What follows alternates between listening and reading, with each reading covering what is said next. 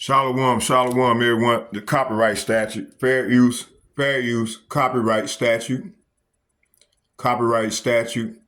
under the copyright statute. Okay, I'm not getting paid for this. It's strictly for educational purposes and criticism, and so on and so forth. I'm not getting paid for this, so I'm showing you the statute. Let's get the fair use. Fair use under the copyright statute.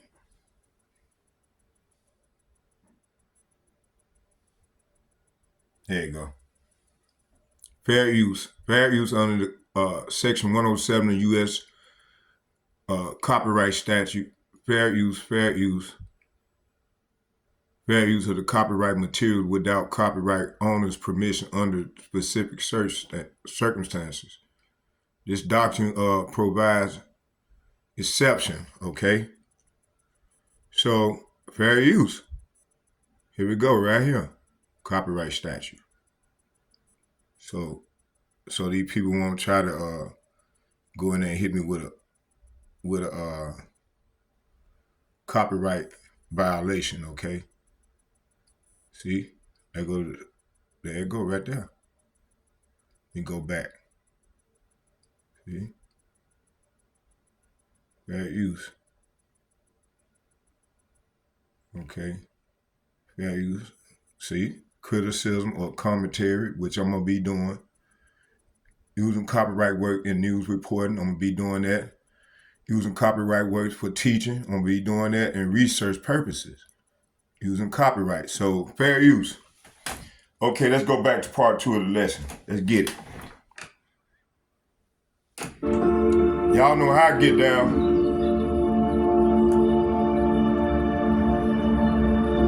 Armed with a vivid imagination and a deep love for history, an old city like Williamsburg gently stirs an adventurous soul's desire to uncover stories from centuries long ago. For those with a true passion, the mind becomes a time machine, offering clear mental imagery where glimpses of the past come into view.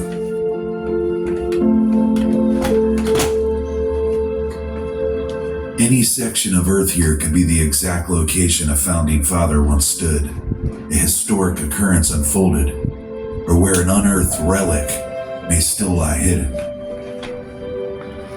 A place where brave nation builders conquered their fears and faced off against tyranny in a heroic quest to forge our country's independence. It's easy to become consumed by their personal journeys while attempting to understand them better. Learning what drove them, their interests, and discovering lesser-known details about their lives. Amongst many historical figures that spent time here, one well-known resident of the capital of colonial Virginia was Thomas Jefferson. Later renowned for authoring the Declaration of Independence in 1776, becoming the 3rd president of the United States, and compiling a long list of accomplishments during his lifetime. Some of them happening right here in the city.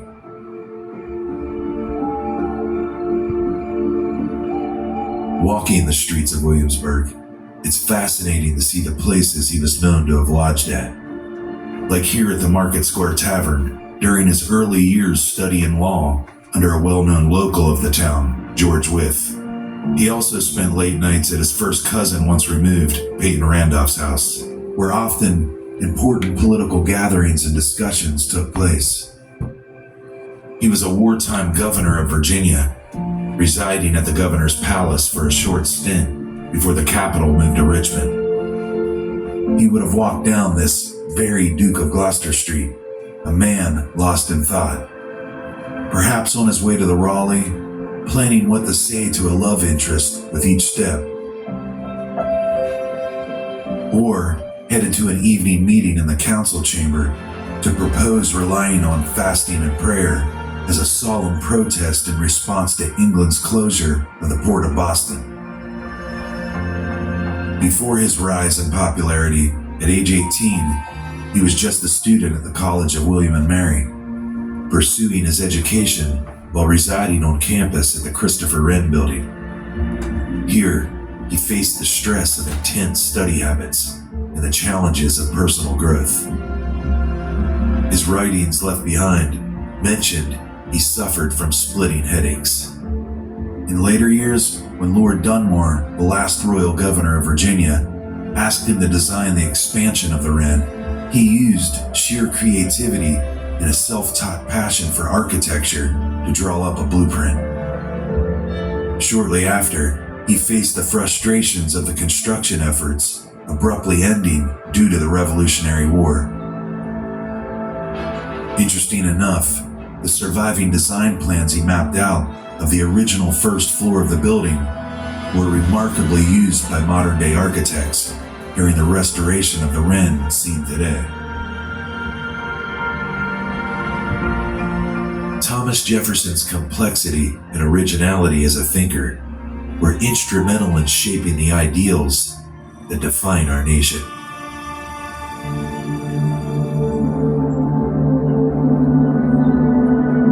Yet, much like modern-day wanderers like you and me, sifting through historic landmarks for clues, Thomas Jefferson, too, had a deep love for history and the many stories it revealed. On quiet, uneventful nights, the pages of a fascinating book would have probably helped him pass the time before slumber fully set in. A pastime that began in his youth and continued through the decades of his life.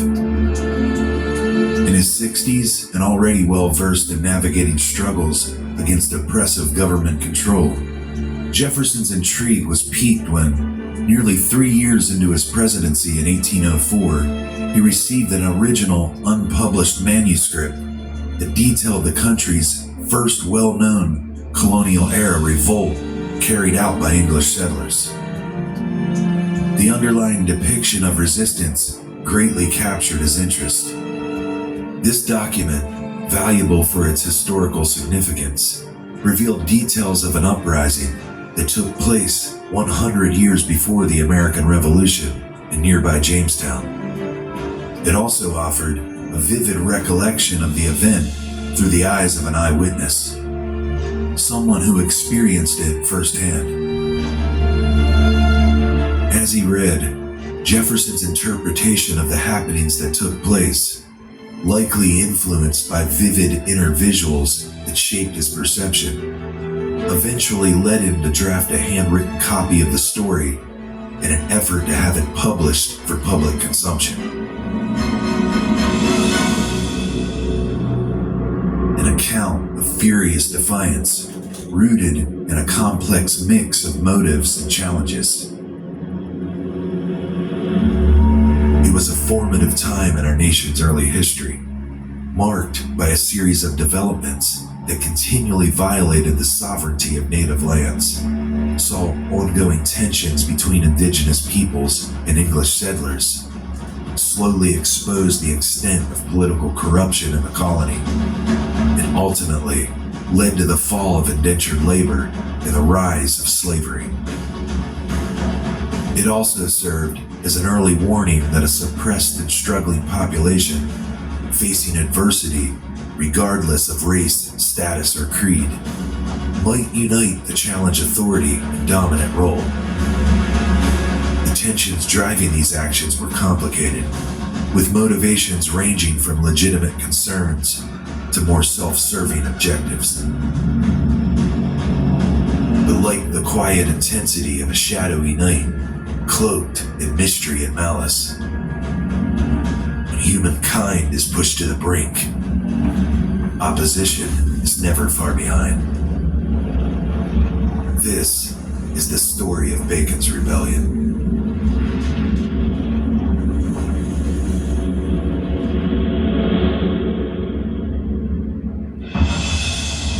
In the following episode, we set out in an attempt to uncover the events that ignited resistance and sent shockwaves through the early colony of Virginia. Throughout, we'll highlight portions of the historic manuscript given to Thomas Jefferson, an account that right from the start describes startling natural phenomena viewed by some in the 17th century as ominous signs of troubles ahead.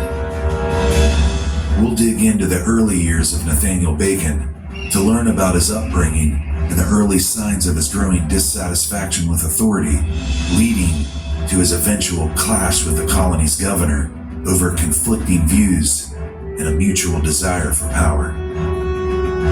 Exploring museums, scenic landscapes, and early landmarks, off the shores of the James River, we piece together evidence that brings Bacon's rebellion back into the spotlight after all these years, for those not as familiar with the story.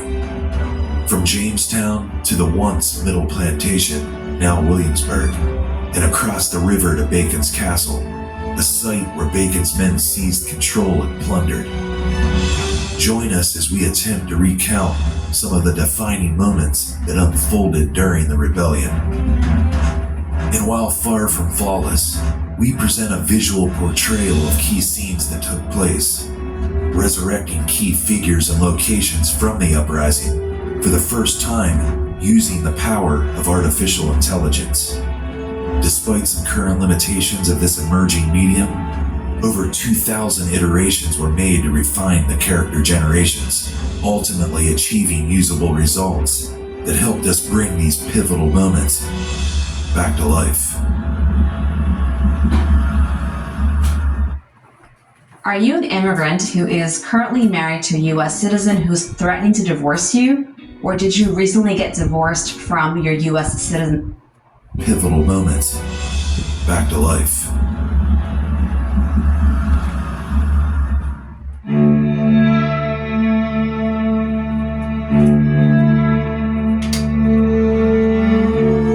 The manuscript given to Jefferson, which detailed the rebellion, shrouded its author in mystery, displaying only his initials, TM. It wasn't until later it was determined to have been written by a planter named Thomas Matthew, who had farmland on the Northern Neck Peninsula in Virginia. A man who was once elected as a representative of the Virginia Assembly in Jamestown by 1676, but hesitantly served. He vowed the letter he penned would be his final recorded account concerning any public matters. His stance on the story suggested the acts of defiance he witnessed were not the fault of Nathaniel Bacon, but stemmed solely from the unjust rule of the colony's governor, a view that Thomas Jefferson later sided with, and one that continues to spark debate today. Thomas Matthew's written recollection also detailed strange events that foreshadowed the rebellion that would take place. His careful description unveiled the true depth of a restless mind, most likely affected by the uncertain times in which he and others lived in then. In the year 1675, three odd occurrences led some settlers to see them as harbingers of bad things to come. The first event he recalled described a tale similar to that of a horse traveling across the blackness of space and vanishing at the Earth's horizon as it passed by. Matthews mentioned seeing in the evening sky for over a week a large comet that made a mystifying appearance. It reminds me of a time in the 90s when each night I would look up in the nighttime sky and there was Comet Hale-Bopp. Every time I would get in my car and go for a drive, I would look up and see it. For tonight's special report, we look to the heavens and to the Hale-Bopp comet, the brightest in the Northern Hemisphere for nearly 100 years. And I remember thinking at that time, it's just a strange and eerie feeling looking up and seeing a comet every night. But for superstitious people, that definitely can be a warning of bad things to come.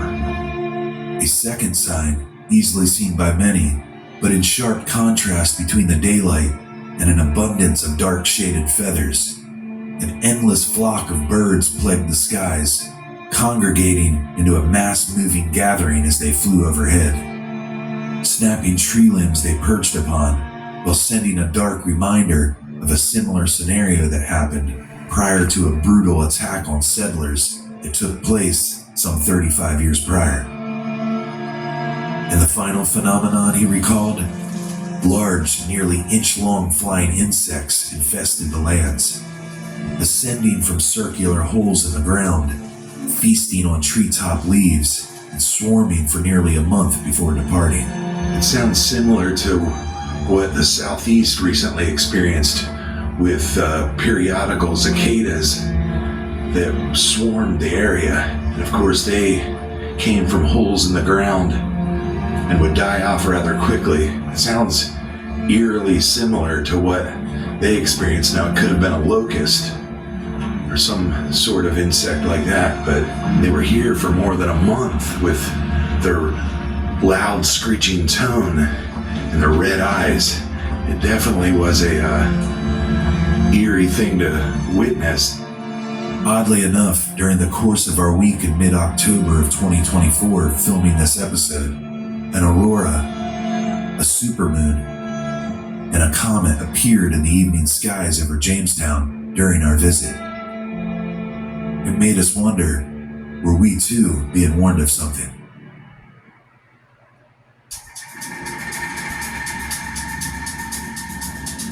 The man who would later be associated with the rebellion may have shown signs of troublesome behavior during his early years in England. Born in January 1647, Nathaniel Bacon lost his mother when only a young child and was raised by his wealthy father, a member of the English gentry.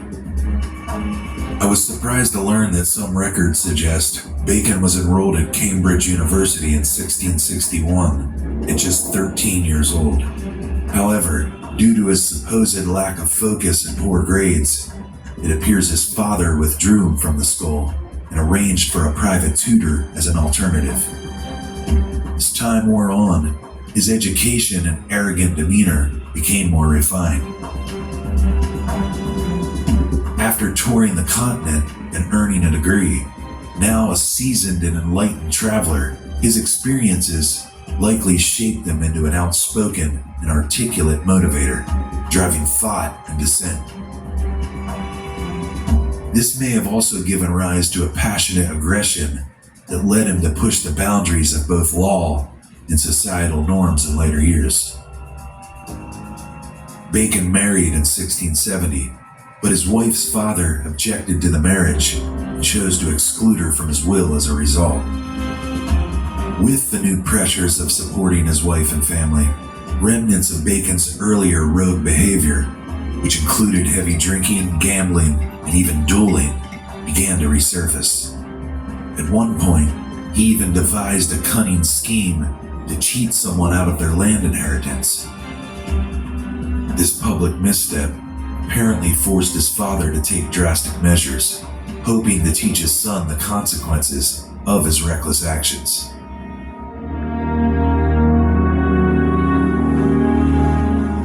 With a substantial sum of 1,800 pounds sterling given to him by his father, Bacon was sent to the British American colonies, likely to restore his family's reputation while attempting to forge a better life for himself. Despite his troubles, his future still held much promise upon his arrival to Virginia in 1674 at age 27. Upon landing in the New World with his significant wealth, Bacon quickly purchased over 800 acres of plantation land in Curls Neck and a smaller piece of land near the falls on the north side of the James River. His new venture in Virginia quickly blossomed, in part due to his family connections, as he was related by blood and marriage to prominent political figures within the Virginia government. His elder cousin, also named Nathaniel Bacon, was a prestigious member of the governor's council. At the top of the ruling elite sat Virginia's governor, Sir William Berkeley, who was married to Bacon's cousin, the First Lady of Virginia, Frances Culpeper Berkeley. This unexpected marital tie suddenly made Nathaniel related to the very man he would soon defy. a young and somewhat overbearing transplant from the motherland who came to the colonies shadowed by his misdeeds.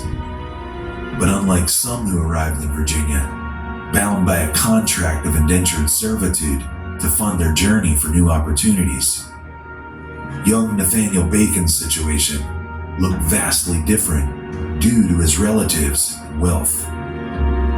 With likely knowledge of his past, Governor Barclay swiftly appointed Bacon to the Governor's Council, a body somewhat similar to today's Senate, but with positions granted by appointment rather than election.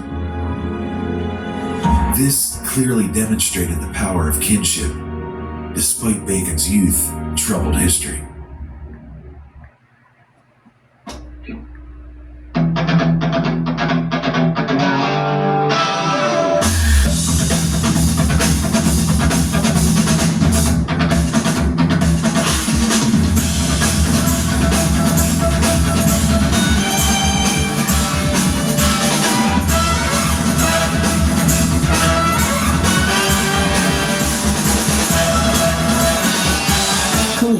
Apparel built to move. Style or substance? Or here's another choice. Don't stop until you have everything in the GMC Sierra Denali Ultimate. We are professional grade.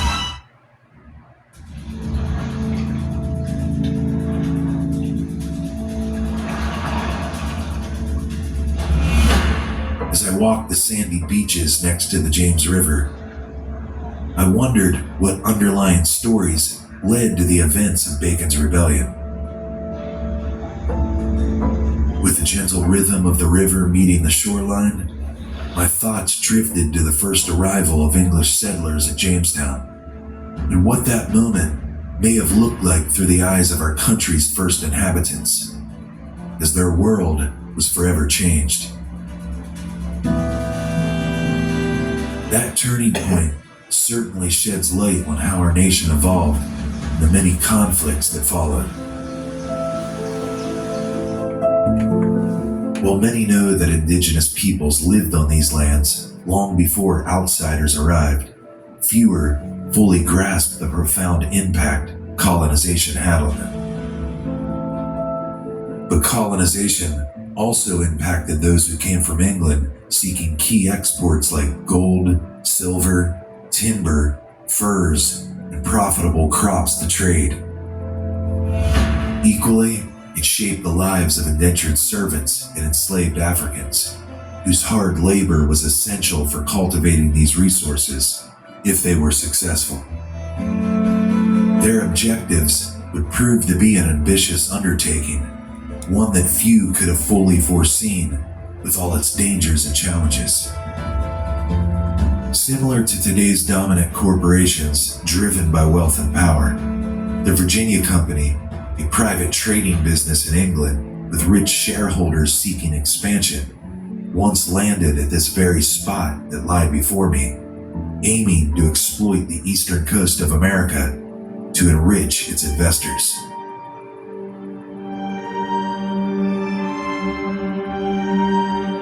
Now imagine for a moment the native peoples living on the vast lands that make up our nation, thousands of years before settlers ever arrived. Hundreds of tribes, each in distinct regions, spoke unique languages and practiced diverse customs and traditions, thriving with purpose. They viewed the mountains, rivers, thick forests, and endless hills and valleys as sacred providers of the resources that sustained their lives. To them, the sun, wind, and water were precious natural elements with deeper meanings. Plants and animals, which provided food, energy, and clothing, were respected and carefully used to maintain a delicate balance with the environment. This culture of unity was gradually disrupted with the arrival of English settlers in Virginia in the early 1600s. relationship between the natives and the settlers was initially more cooperative. As they expanded westward, they steadily took over their ancestral lands they had called home for generations, uprooting them from their sacred grounds. From the early 16th century until the time of Nathaniel Bacon's arrival in Virginia and well beyond, this slow displacement saw violent confrontations over territory, resources, and cultural survival. Wars with settlers sometimes ended in treaties, but those that didn't often resulted in near total annihilation of native populations. Even with peace treaties in place, fragile agreements were frequently broken or disregarded, leading to ongoing conflicts that claimed many lives on both sides. From the time of the first arrival in Jamestown and through the decades leading to the 1670s, a wide range of issues continued to create severe rifts between settlers, Native Americans, and the Virginia government. On the economic side, tobacco, the colony's most profitable export for England, saw its prices decline due to overproduction and growing competition. Used-up soil lacking nutrients made it difficult to grow quality crops, reducing its value, while laws and restrictions made importing and exporting difficult due to extreme regulations, fueling even further frustration. Severe weather also wreaked havoc on the colony. Hurricanes, droughts, and large hailstorms disrupted lives and damaged crops that settlers relied on for food and income. Socially, a growing divide emerged between wealthy landowners and poorer colonists. The shortage of available farmland made it difficult for small farmers and former indentured servants to obtain their own land. Desperate for a place to live and farm, settlers encroached on Native American territories, leading to violent clashes despite the treaties meant to keep peace.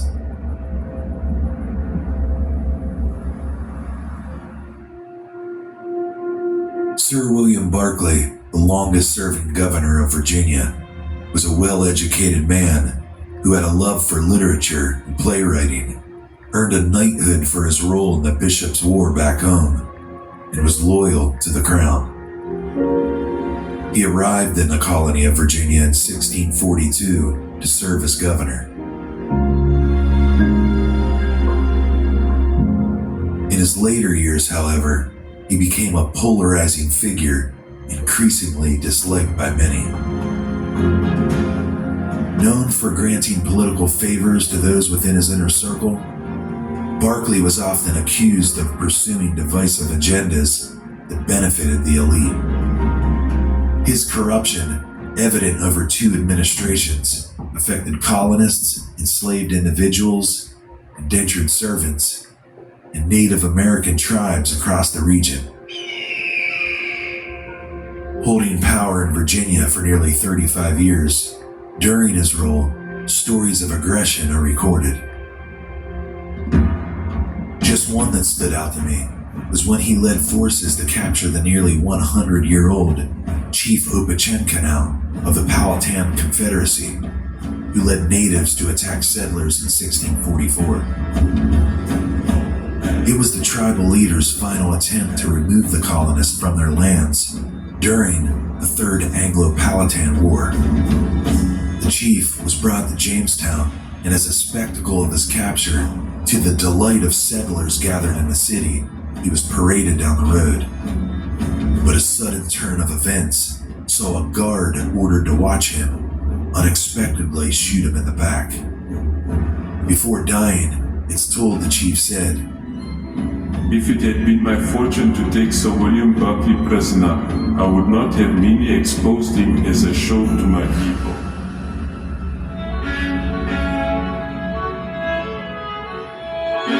Greed seemed to also be a flaw of Berkeley's leadership.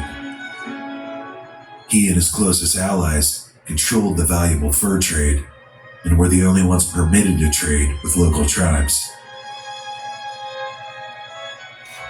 This too infuriated farmers and small merchants who were excluded from the benefits of earning profits. His plans to diversify the colony's economy by promoting crops other than tobacco was viewed highly unpopular and led to unfair taxes to support the ideas he proposed. Unlike himself, a risky endeavor the colonists couldn't afford to gamble in. Okay, let's go. We're gonna do a part 2 to this lesson. I'm gonna stay on the course with the video, but I want to go to a part 3.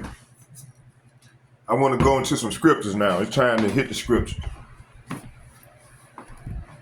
Bring all this stuff to the light. In the name of YAHAWAH BAHASHAM YAHAWASHI. The Lord told me to go into the scriptures now. Tie it all in. So we're going to go into the scripture. Okay, let's go.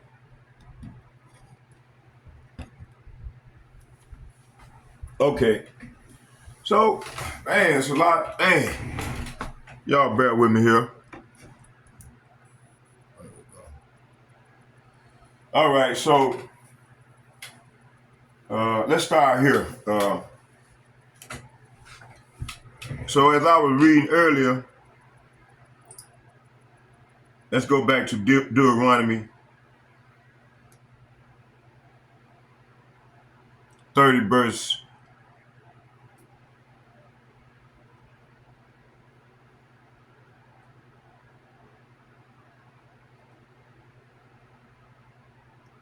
7.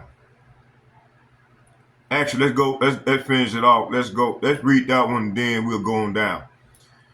Deuteronomy chapter 30, verse 7, and it reads, YAHAWAH BAHASHAM YAHAWASHI, thy power, will put all these curses upon thy enemies, and on them that hate these, which persecute thee. See, so this is what's going on right now.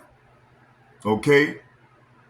See, they thought the Lord forgot. The Lord ain't forgot nothing. All these nations that pursued Psalms 83 got to pay for what they did to the Negroes, the Latinos, and the Native Americans. You see? So the Lord haven't forgot. And including 2/3 of these Negroes, Latinos, and Native Americans that join unto this devil. Okay, they heathens. They are the heathens that, matter of fact, let's get that. Let's go there real quick.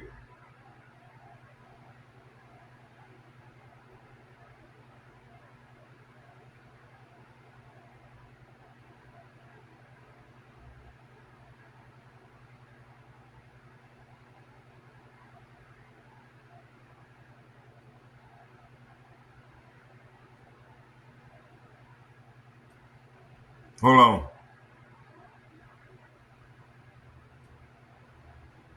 Sirach chapter, hold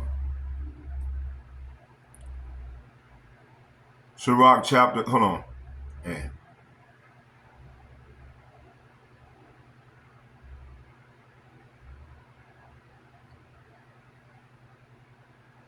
Sirach chapter 39.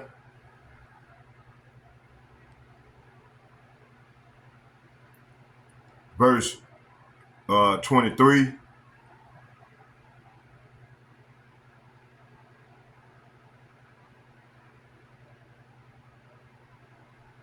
It said, as he has turned the waters into saltness, so shall the heathen inherit his wrath. See, so the heathen, starting with the 2/3 Jake, Negro, Latino, Native American that can't get right now, and doing what's wicked before the power while he's visiting the earth, they're gonna have to learn the hard way. That's dealt by pain. As his ways are plain, verse 24, as his ways are plain unto the holy, so are they stumbling block unto the wicked. See? So this word have become a stumbling block to our people and also the heathen nation. Okay? All these things are good to the godly, so to the sinners they are turning to evil. So the Lord is bringing evil upon the earth right now. But matter of fact, let's go back here and read 26. It says, I'm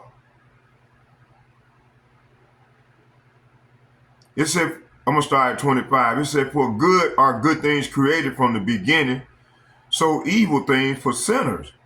The principal things of the whole use of man's life are water, fire, iron, salt, flour, wheat, honey, milk, and the blood of the grape, and oil, and clothing. So, you know, as the Edomite was explaining all this here in the video, right? And this all was good for our people, man. And then them damn devils came over here, but it was the Lord pleasure pursuing Deuteronomy 28. Let's go there real quick.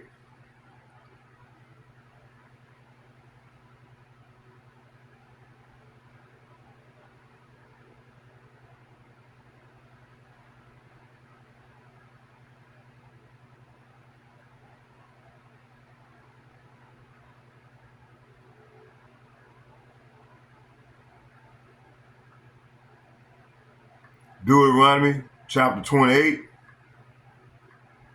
and it reads, it said, and it shall come to pass, if thou shalt hearken diligently, pay attention to the wordplay, if thou shalt hearken diligently unto the voice of YAHAWAH BAHASHAM YAHAWASHI, thy power, to observe and do all his commandments, which I command thee this day, that YAHAWAH BAHASHAM YAHAWASHI power will set thee on high. Say what? Will set thee on high above all nations on the earth. See?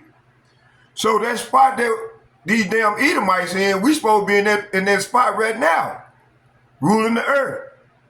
But by us disobeying the Lord thy power, all them curses from Deuteronomy 15 on down have plagued us. We've been under these plagues all the way up to this day now, as I'm prophesying. And we still under these plagues. And these plagues ain't gonna come, these plagues cleave to, I don't care where you go. You can go do like Ronald Dalton Jr. did, him and took all them people over there in Ghana, in South Africa and shit. The plague still cleaving to us. Okay? It said all these blessings, and all these blessings. Matter of fact, let's go back to one. It says here, let's read it and start at the top again. It said, and it shall come to pass, if thou shalt hearken diligently unto the voice of YAHAWAH BAHASHAM YAHAWASHI, thy power, to observe and to do all his commandments, which I command thee this day, that YAHAWAH BAHASHAM YAHAWASHI, thy power, will set thee on high above all nations above the earth. And all these blessings shall come on thee and overtake thee, if thou shalt hearken unto the voice of YAHAWAH BAHASHAM YAHAWASHI, thy power. Blessed shalt thou be in the city, and blessed shalt thou be in the field. Blessed shalt thou be the fruit of thy body, and the fruit of thy ground, and the fruit of thy cattle, and the increase of thy kind, and the flock of thy sheep. Blessed shall be thy basket and thy store. Blessed shalt thou be when thou come in, and blessed shalt thou be when thou go up out. YAHAWAH BAHASHAM YAHAWASHI shall cause thy enemies that rise up against thee to be smitten. See? Before thy face, they shall come out against thee one way, and flee before thee 7 ways. YAHAWAH BAHASHAM YAHAWASHI shall command the blessing upon thee in thy storehouses, and in all that thou settest thy hand unto. And he shall bless thee in the land which YAHAWAH BAHASHAM YAHAWASHI thy power giveth thee. YAHAWAH BAHASHAM YAHAWASHI shall establish thee an holy people unto himself, and he have sworn, as he hath sworn unto thee, if thou shalt keep the commandments of YAHAWAH BAHASHAM YAHAWASHI thy power, and walk in his ways, and all people of the earth shall see that thou art called by thy name Salafi. It said, and all the people of the earth shall see that thou art called by thy name, by the name of YAHAWAH BAHASHAM YAHAWASHI, and shall be afraid of thee. See, like my name, Zachariah Judah, that Judah, Yahawah. See, that's the Lord's name, Yahawah. Yahawah and Yahawah is Judah in the ancient Paleo, okay? Judah is the modern form of that name, okay? It said, and Yahawah shall make thee plenteous in goods, in the fruit of thy body. See, we have been healthy, we have been the mighty men, you know, which the Lord gonna restore us, and we're gonna become the mighty men of the days of old again. This is what these demons are scared of. It said, and it shall, it said, let me read. It said, in the fruit of thy body, and in the fruit of thy cattle, and in the fruit of thy ground, in the land which Yahawah swear unto thy fathers to give thee. Yahawah shall open unto thee his good treasures, the heaven to give the rain unto thy land in his season, and to bless all the works. Say what? And to bless all the works of thy hands. See, and thou shalt lend unto many nations, and thou shalt not borrow. See, right now we the tail, and we borrow, and everything we got, we get it from these goddamn heathens. Okay. Verse 13, it says, Yahawah shall make thee head and not the tail. See? And thou shalt be above. Say what? Thou shalt be above only, and thou shalt not be beneath, if thou hearken unto the commandments of YAHAWAH BAHASHAM YAHAWASHI thy power, which I command thee this day, to observe and serve and to do them. See?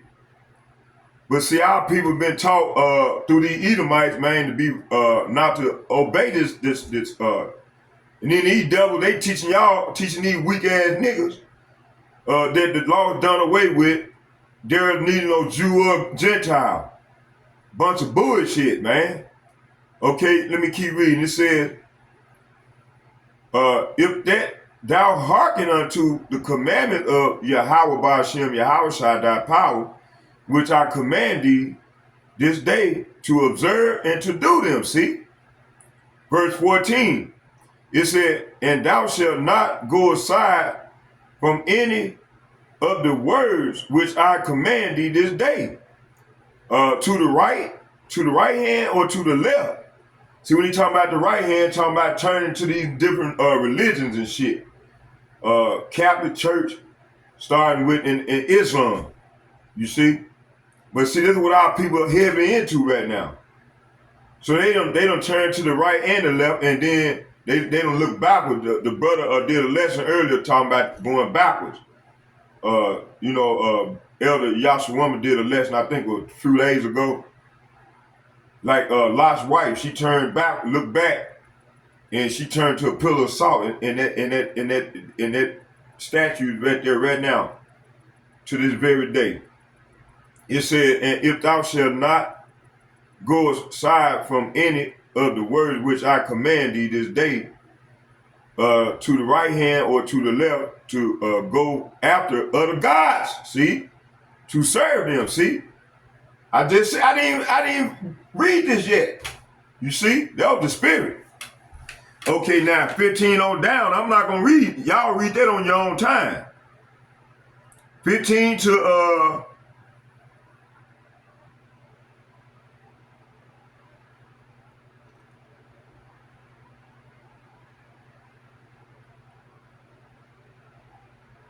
68. 15 to 68. This is what we're going through right now. And that was the curse. What happened right there, you know? For the northern kingdom and the southern kingdom violating the Lord's law. He kicked them out of the land. Go to 2nd Esdras, the 13th chapter. Go there and talk about Azarites. This is talking about the Americas. Okay? Now, let's keep it moving. Then we're going to watch some more of the video. I got to get it in. Okay?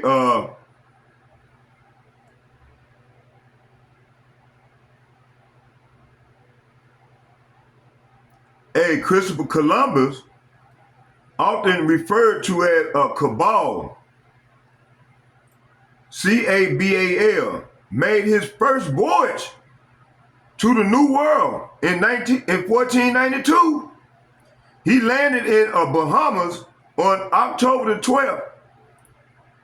On that year, although he initially believed he had reached the islands off the coast of Asia, this event marked the beginning of European exploration and colonization in the Americas, see?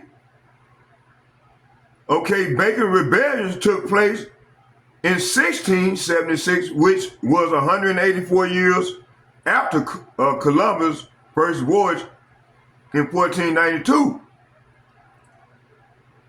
It said the events of Christopher Columbus' arrival in the New World and Bacon's rebellion can be connected to Bible prophecies in several ways, particularly through the lens of the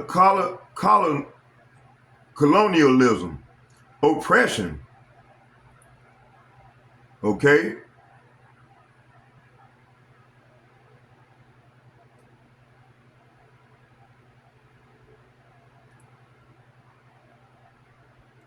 To the Bible prophecies in several ways, particularly through the lens of colonialism, oppression, and the rise and fall of nations.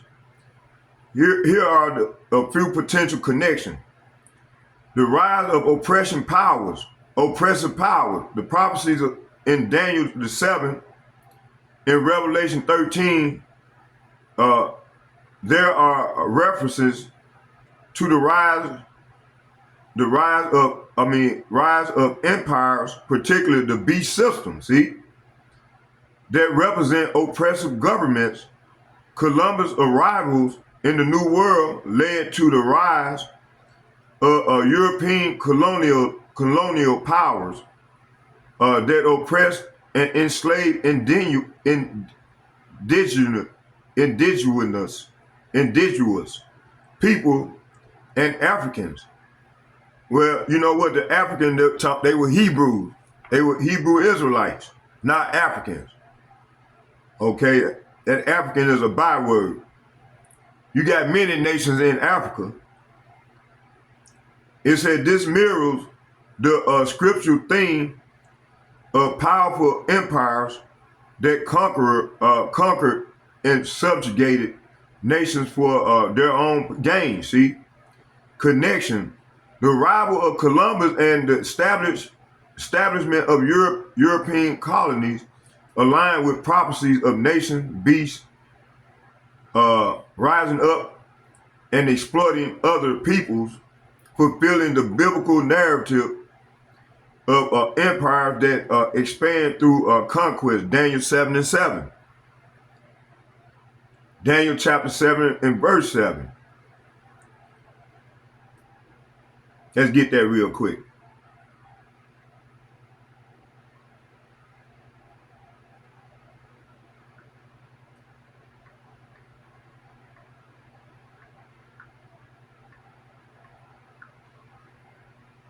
I'm going to start at 6. After this I beheld, and lo, another like a leopard, which had upon the back of it 4 wings of a fowl, and the beast had also 4 heads, and dominion was given to it. Okay.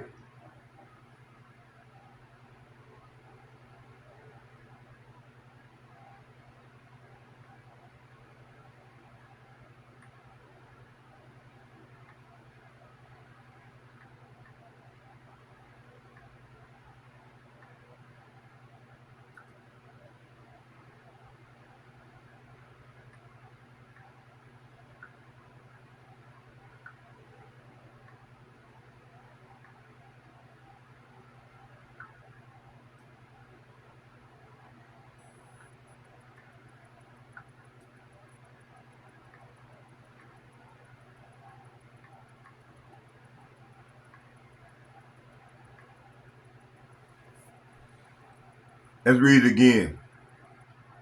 After this I saw in the night vision, and behold, a 4th beast, dreadful and terrible, and strong exceedingly, and it had great iron teeth. Hold on.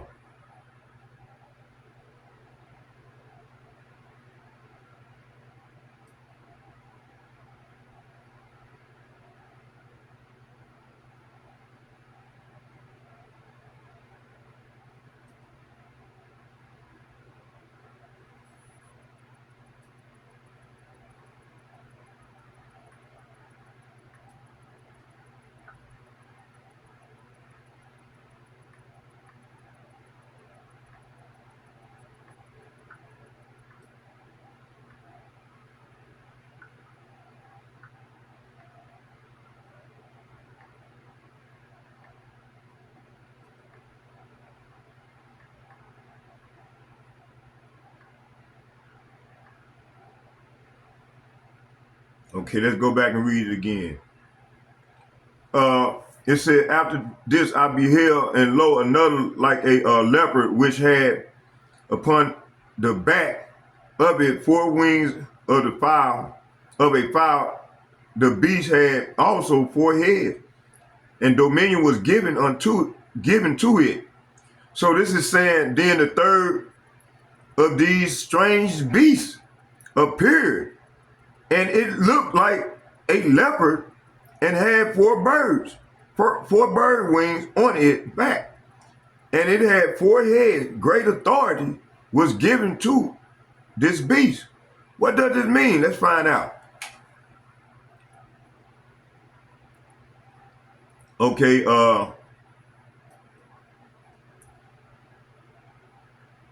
it says here, meaning representation of Daniel 7:6, the leopard equaled the Greek Empire, Alexander the Great. See, the third beast in Daniel vision is a leopard known for its speed and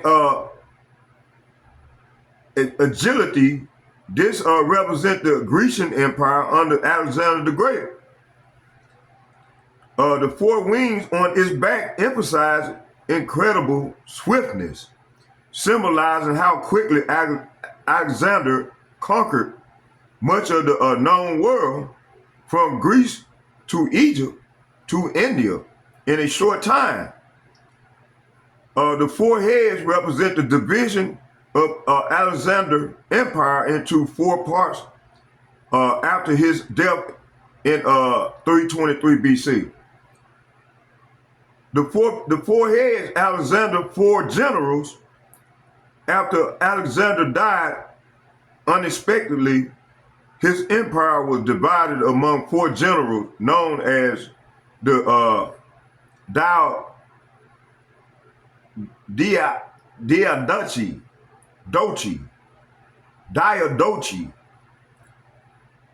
Okay, I think I pronounced it right.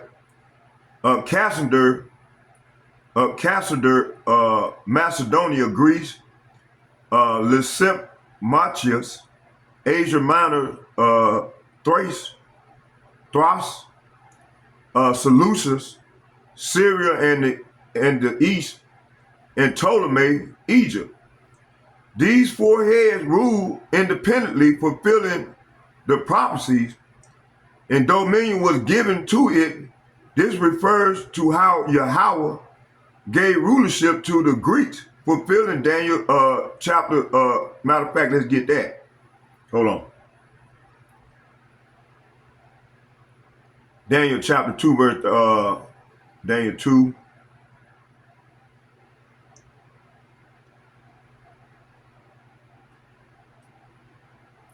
Daniel 2, verse 39.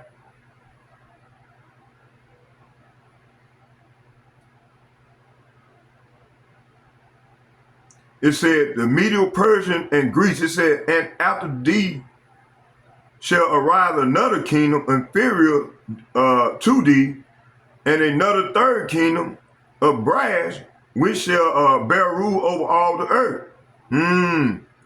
This sounds like America. You see?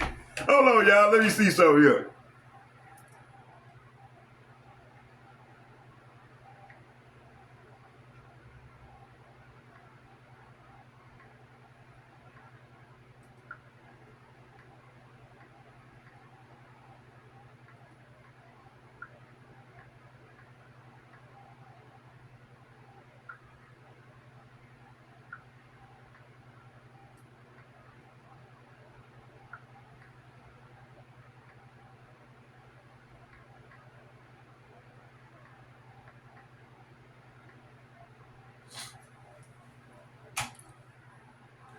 Hey, you know what? Why we doing that? Watch some more of the video, and then we're gonna come back. We're gonna come back, okay? I got y'all, man. Let me see here.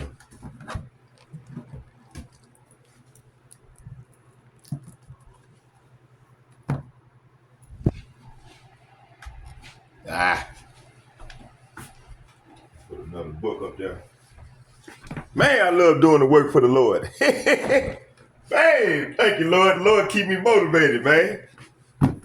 Keep me enthusiastic. I said, Lord, keep that spirit on me. A lot of our people, man, they just give up, man, when they fall off. You can't do that, man. You got to keep your hand on the plow. They don't know the Lord be testing their ass, man. Shit. You gotta keep, man, you can't just give up. That's a sign of a weak person, man. Lord ain't creating no weak ones. Okay? Shit. Okay, y'all watch some more of the video. He was also accused of being unresponsive to the people's needs and restricting We're going hard today to landowners only. I got another 2 hours to go. More often than not, we're gonna his get it favorite in. acquaintances led local militias and received special treatment from the governor in exchange for their loyalty and submission.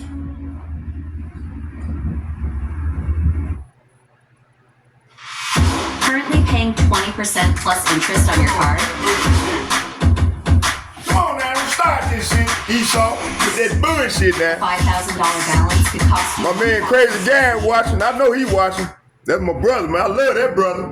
Crazy Gad, man. Don't fuck with Crazy Gad. That's my man. That's my Northern Kingdom brother, man. And I'm native, man. I got that Cherokee in me, man. My people come out of Natchez, Mississippi. And I found out I got some things on that. That's a lesson I'm gonna do on a later day. I just need to confirm from Auntie or Uncle Richard before they pass away. Sunday morning in 1675, Find out where the business a few come from. churchgoers were on the way to And Sunday service. Where the cars come from, my grandma. Potomac River. One of them chopped They off and eventually the other one approached the plantation with of Thomas Cherokee. Matthew, the Burgess who authored the manuscript that was later sent to Thomas Jefferson in the early 1800s. His written record described what happened at the plantation that day. Seeking a means of repayment for debts he owed to the local Dogue population, the tribe attempted to steal hogs from Matthew's property, which sparked a vicious confrontation. The people passing near the plantation were shocked to discover the aftermath of the attack that took place. Robert Henn, the overseer of Matthew's property, was found lying nearly lifeless outside. And just a few feet away lay the body of a Native American killed during the skirmish. Henn, barely clinging to life, managed to say the name of the attacking tribe, saying, Dogs. The dogs. In response, a brutal retaliation was mistakenly carried out by the local militia. Targeting the Dogue tribe, they attacked 2 cabins. 10 Native Americans were killed as they fled one cabin, while 14 more were slaughtered outside the other. The attack was called off when it was realized too late that the victims in the second cabin dwelling were not the Dogues, but members of the friendly Susquehannock tribe. And it may have been a cabin just like this that the settlers attacked before learning that they had attacked the wrong tribe. Some records suggest Governor Barkley later announced the Susquehannocks were involved, which eventually led to 4 chiefs being abruptly murdered without trial.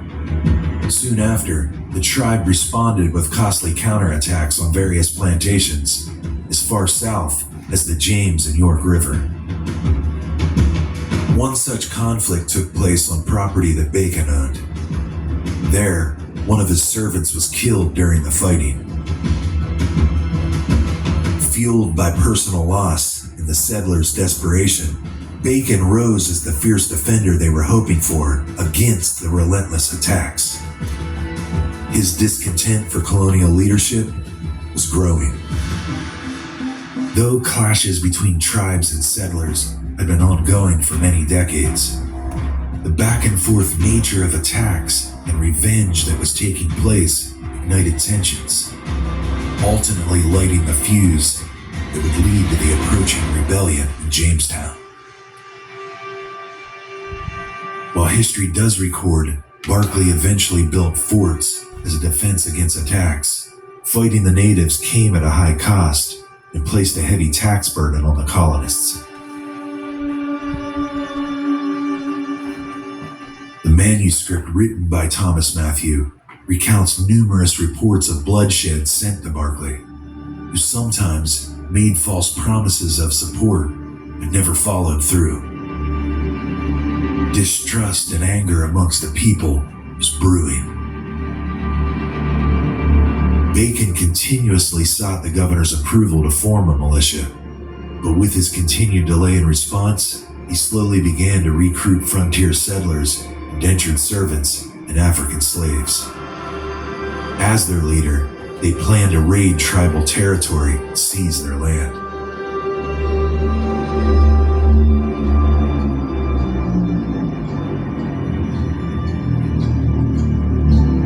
Barkley probably feared that allowing Bacon and his militia to act independently would not only undermine his authority over the colonists and escalate the violence, but would also jeopardize his investments in the fur trade, which relied on maintaining peaceful relations with the native tribes.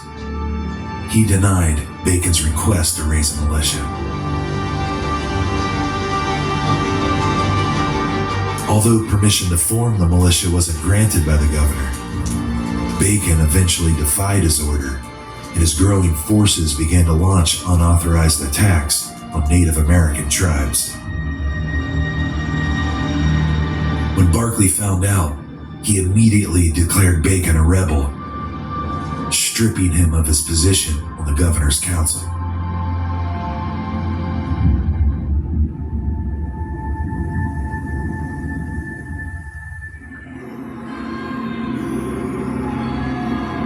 Now in control of a band of fighters in his effort to strike back against the Susquehannocks, Bacon convinced the tribe of Occaneechi warriors to join the fight with promise of payment for their assistance. But a lack of food and harsh circumstances fueled paranoia, with Bacon becoming suspicious the Occaneechi were conspiring with the governor. Known for his deceptive tendencies, Nathaniel never compensated the Okinachi warriors for their support. When they refused to give up beaver pelts, food, and supplies they demanded, his forces responded with brutality, murdering the Okinachi chief, killing many. Was Bacon's goal truly driven by a desire to protect settlers from potential attacks? Or was his thirst for acquiring new lands that belonged to the country's original inhabitants, a revelation of an underlying greed within him and his supporters, along with a veiled ambition to assume power?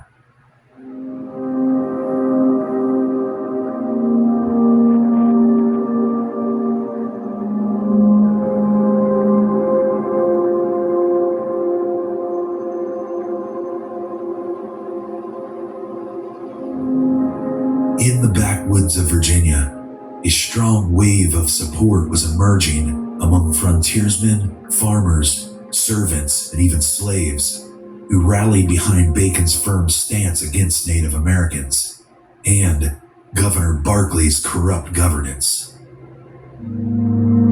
After learning of new elections called by Barclay to handle the ongoing feud, on June 5th, 1676, the landowners of Henrico County voted Bacon in as a burgess of the General Assembly to represent them. The problem he faced was to reclaim his seat in the House. He had to return to Jamestown, hoping that diplomacy could still be achieved. His mission remained firm: to secure military authorization and support from the governor to address the ordeal of the indigenous peoples. However, upon his return, Barclay had Bacon arrested and brought before him to answer for his crimes. What the governor had failed to realize was that he had just arrested a man who had widespread support among the people, a dangerous decision that had the potential to backfire. Thomas Matthews' manuscript suggests that Barclay said something along the lines of, "Mr. Bacon, have you forgotten how to be a gentleman?" To which Bacon, surprisingly, respectfully replied, "No, may it please your honor." Potentially in a moment of desperation, or perhaps a psychological act of reversal by both men, Bacon, in a surprising display, would soon kneel before the governor for his wrongdoings, and Barclay, most likely in a scheme to calm the growing unrest in the colony, agreed to pardon him and his men if they apologized for their actions and the unauthorized attacks carried out on Native American tribes. Bacon agreed to apologize and was offered his former seat on the governor's council. According to Matthew's written account, Barclay, with his hand raised high and then slowly touching the head of Bacon as he knelt before him, exclaimed with the gravity of a medieval king bestowing mercy, repeated 3 times, "God forgive thee. I forgive thee." Despite the embarrassing pardon, Bacon's underlying intent would have still been set on gaining the governor's approval to remove the native peoples from their lands. Amongst other laws and conditions he wanted reformed.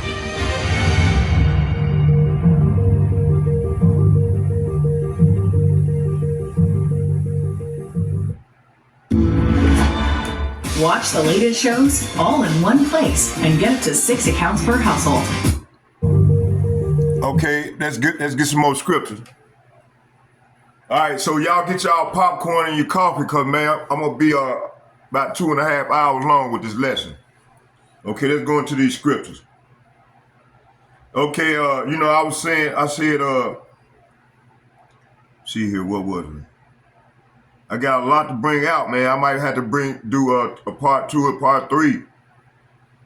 But the Spirit told me however long it takes. Okay, we stopped here. The 4 heads rule independently, fulfilling the prophecies. That's right. So that's why you got so much evil in the earth right now to multiply because of these 4 heads. Okay, let's go right here. It said the 4 heads rule independently, fulfilling the prophecy. Dominion was given to it. This refers to how Yahweh gave rulership to the Greeks, fulfilling Daniel chapter 2 verse 39, where the third king after Babylon and Medo-Persia, who ruled over the earth, over all the earth, it was prophesied that the Greeks would rise to the world power under a divine alliance. See? So Yahweh gave these devil the power, pursuing Job 9:24. Let's get that.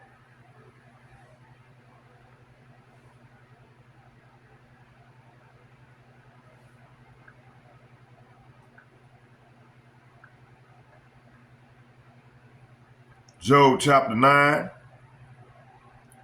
verse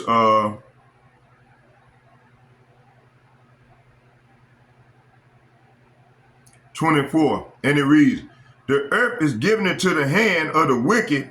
He covered the faces of the judges thereof. And if not, and where and who is it? See? So, hey, the earth was multiplied. The evil increased in the earth.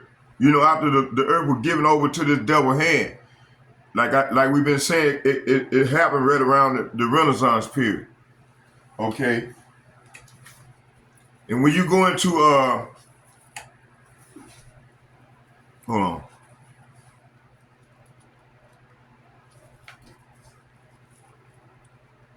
I think it's First Maccabees.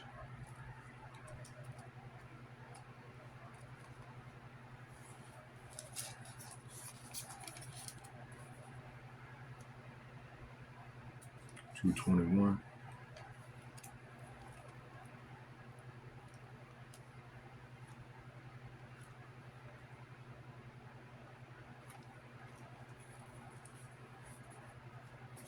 First Maccabees chapter 3 verse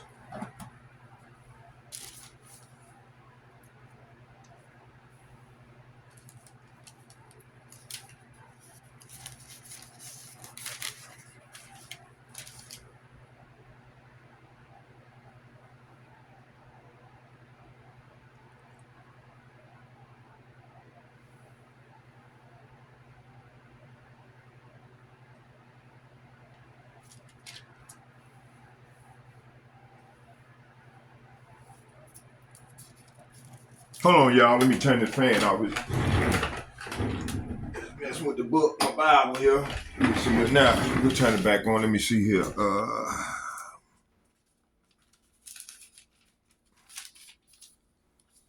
Hey, it's a good read. Read the whole chapter, third chapter of First Maccabees, and start at the top and read the whole chapter. And it goes into Job 9:24. Okay. Where the earth would the evil kings put crowns on their head after Alexander died, and evil multiplied throughout the earth, and they they Masoret covered the faces of the judges. The judges were the prophets and our Lord Yahawashi, man. And then they gave you fake white man Jesus. Right around the time of what's that dude name? That created the J. We're gonna go into all that. Let me see here.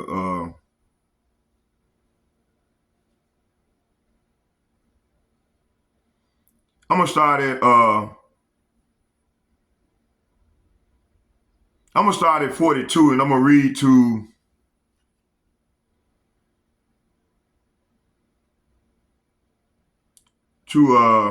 60.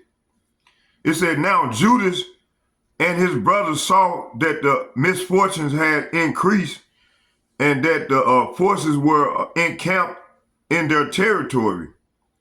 And they also learned what the king had commanded to do to the people to cause their final destruction. But they said to one another, let us repair the destruction of our people and fight for our people and the sanctuary. Verse 44, and the congregation assembled to be ready for battle and to pray and ask for mercy and compassion. Jerusalem was uninhabited like the wilderness. Salapi, not one of her children went into or out. And the sanctuary was trampled down, and the sons of aliens held the citadel. And it was a lodging place for the Gentiles. See, you got two types of Gentile, okay? The wicked ass Gentile, which is Esau, Edom, okay? Joy was taken from Jacob. Say what? Joy was taken from Jacob.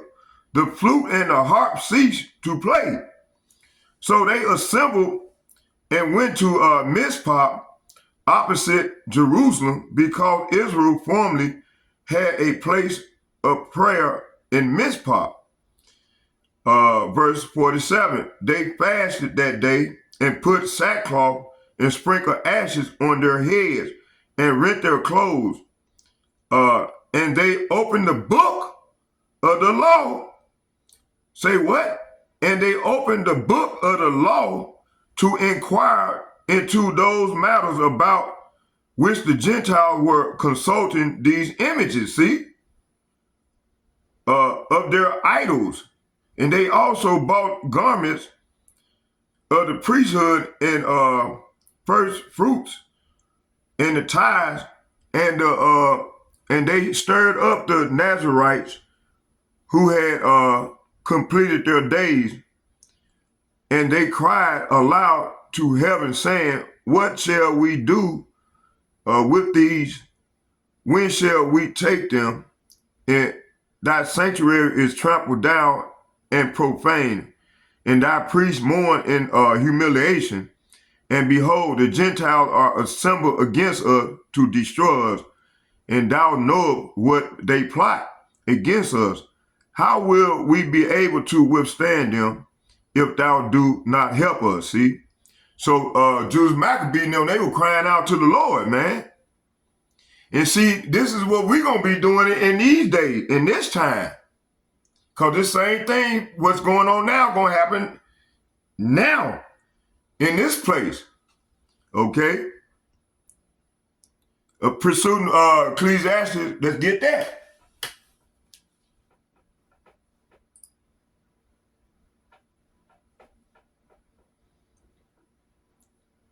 It says here, the earth was given into the hand of the wicked. He covered the faces of the judges thereof. See, he covered the faces. He painted the judges to make them white, make them look like them. Okay? He covered, in which they ain't right, they red. It said he covered the faces of the judges thereof, and if not, and where and who is he? So when I went back here to First Maccabees 48, he opened the book of the law to inquire into these matters, where they painted the pictures of the likeness of it. When you read it in the King James Version, matter of fact, let's get in the King James. Hold on. Lord said, prove all things, son. Let's get it. Got time. I got all the time in the world. Y'all bear with me here. Okay, let's get it. Let's see. First Maccabees.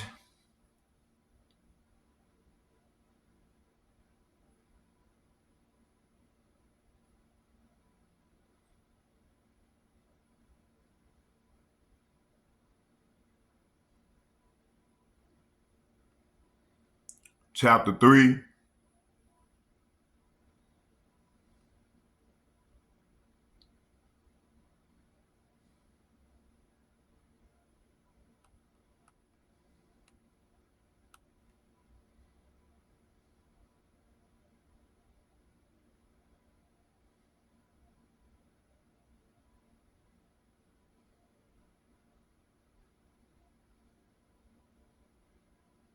I'm going to start at 40. It says, so they went forth with all their power and came and pitched by Emmaus, in the plain country, verse 41 through 42. It said, and the merchants of the country, hearing the fame of them, took silver and gold very much with servants, and came into the camp to buy the children of Israel for slaves. A power also of Syria and the land of the Philistines joined themselves unto them. Now Judas and his brethren saw that misery were multiplied, see, from them kings, and that the forces did encamp themselves in their borders, for they knew how the king had given commandments to destroy the people and utterly abolish them. Verse 43, and they said one to another, let us restore the decayed fortune of our people, and let us fight for our people and the sanctuary. Verse 44, then was the congregation gathered together, that they might be ready for the battle, and that they might pray and ask mercy and compassion. Verse 45, now Jerusalem lay void. Say what? Now Jerusalem lay void as a wilderness.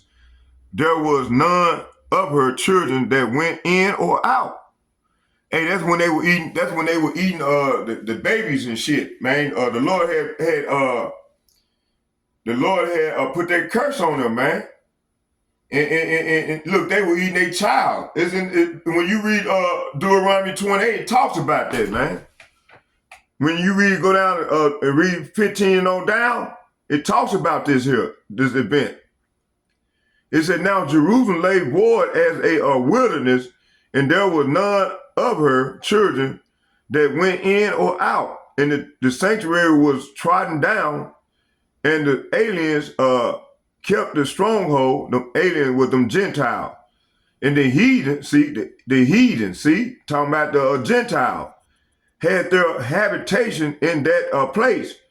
And joy was taken from Jacob, see? And the pipe with the harp ceased, see? So the pipe and the harp, all this rap music, that shit finna cease real soon. Here in the daughter of Babylon. You know, these young niggas playing all that loud music like ain't nothing finna happen. Cause see, the Lord done blotted them, done put a blindness over their eyes. So they can't see, cause he finna fuck their ass up, man, he finna bring that judgment. It said, wherefore the Israelites assembled themselves together and came to Mizpah over against Jerusalem. For in Mizpah was the place where they prayed aforetime in Israel. Verse 47. This is in reference to 47 and 48 is in reference to Job 9:24. It said they fasted that day and put on sackcloth and cast ashes upon their head and rent their clothes and lay open the book of the law. Say what? And lay open the book of the law, wherein the heathens, say what? When the heathens, say what? Wherein the heathen, talking about them Gentiles, Esau, Edom, had sought to paint the likeness of their images, see? They cover the faces of the judges thereof. If not, who is it? Who is the wicked? See? There you go, right here. Paint the heathen, talking about these Gentiles, had sought to paint the likeness of their images. See, when Putin opened that boat up, he showed the true images of the Lord. And he even got that picture where he's showing that we taking them in captive. The Lord and the judges took their ass in captivity. Okay? It said they bought also the priest's garments and the first fruits and the tithes and the Nazarite they stirred up who had accomplished their days. And they cried, Then cried they with a loud voice towards heaven, saying, what shall we do with these, and whither shall we carry them away? For the sanctuary is trodden down and profane, and thy priests are in heaviness and brought low. See? And lo, the heathen are assembled together against us to destroy us. What things they imagine against us, thou knowest. How shall we be able to stand against them, except thou, O power, be our help? See, the power, when you go into the word, O power, that's G430, who everybody ignorant calls Jesus Christ. He's the angel coming to take down this devil, these heathens, all these nations, and set up his kingdom. Then sounded they the trumpet, Salapit. Then sounded they with trumpets and cried with a loud voice. And after this, Judas ordained captains over the people, even captains over thousands and over hundreds and over 50s and over 10. But as for such as were building houses or had betrothed wives or were planting vineyards or were fearful, those he commanded that they should return every man to his own house according to the law. So the camp removed and pitched upon the south side of Manasseh, Mars. And Judas said, arm yourself and be valiant men, and see that ye be in readiness against the morning, that ye may fight with these nations that are assembled together against us to destroy us and our sanctuary. For it is better to die. Say what? It is better for us to die in battle than to behold the calamities of our people and our sanctuary. Nevertheless, as the will of power of YAHAWAH BAHASHAM YAHAWASHI is in heaven, so let him do. So yeah, that's what happened, man. Okay, let's go back. Let's go back and watch some more of this video. Then we'll go back and I'll go back on, get back on point.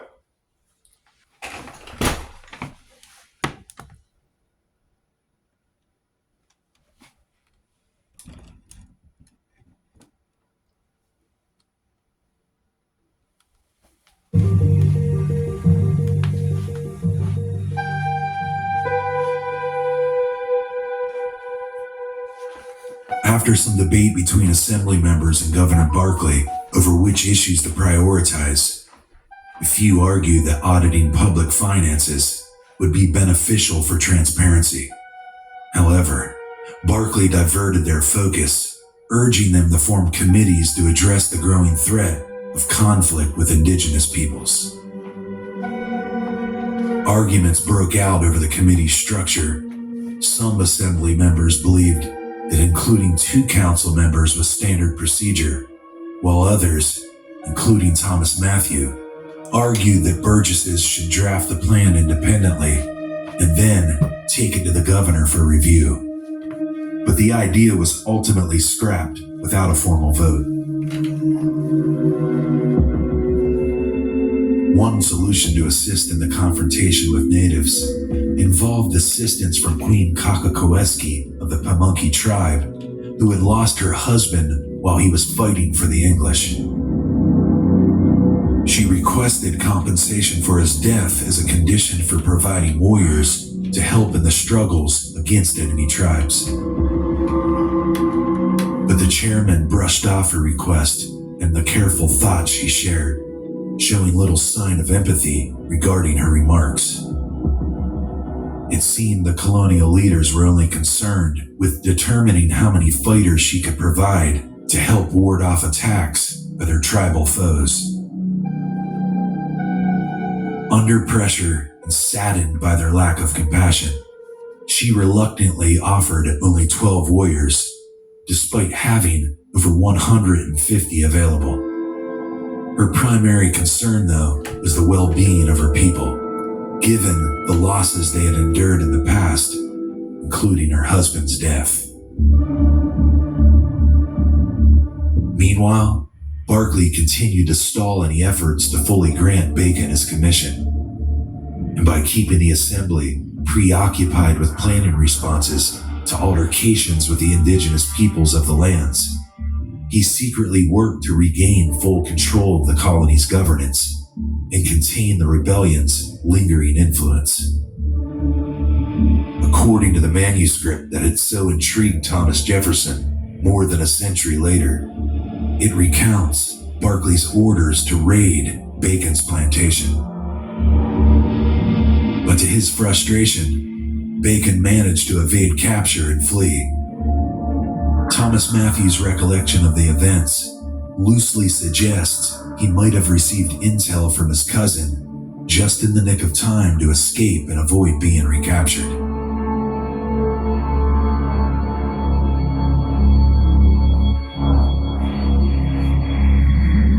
Again on the run and fueled by the realization of Barclay's latest deceit, Nathaniel Bacon quickly enlisted more loyal supporters.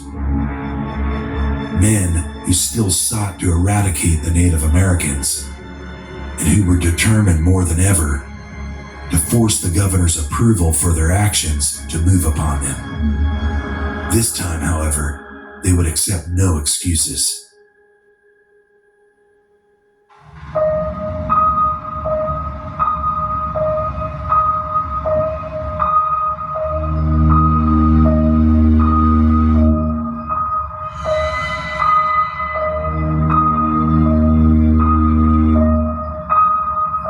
Okay, let's pause. Let's pause, and then we'll come back. Let's get some scriptures. So I want to go inside this. So let's go back to Daniel.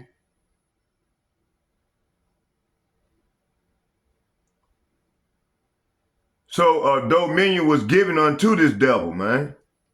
It said this refers to how Yahawah gave rulership to the Greeks, fulfilling Daniel 2:39,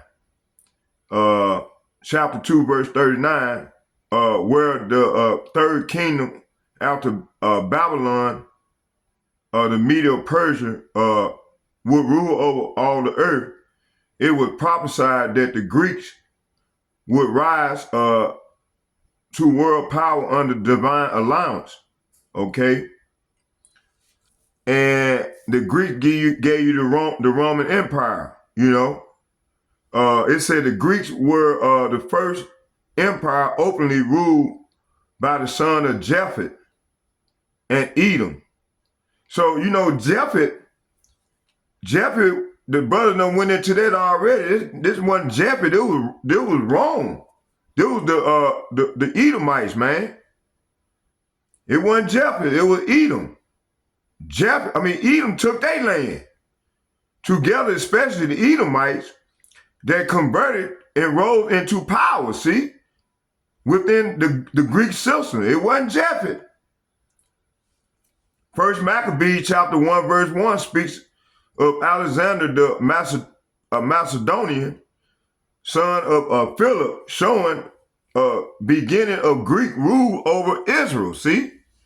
The book of Maccabees show. Let's get that. First Maccabees chapter 1 verse 1. Let's get that. No, I disagree with him on that one. Okay.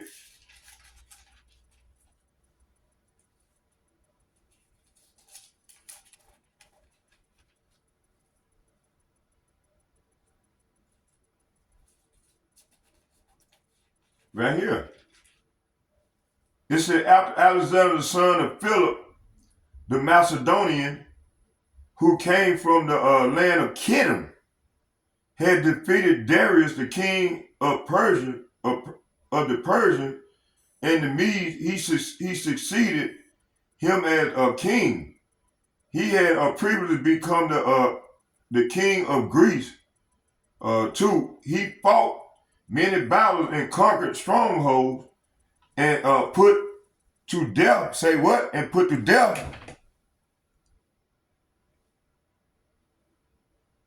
City filled the And put to death. Hold on, y'all.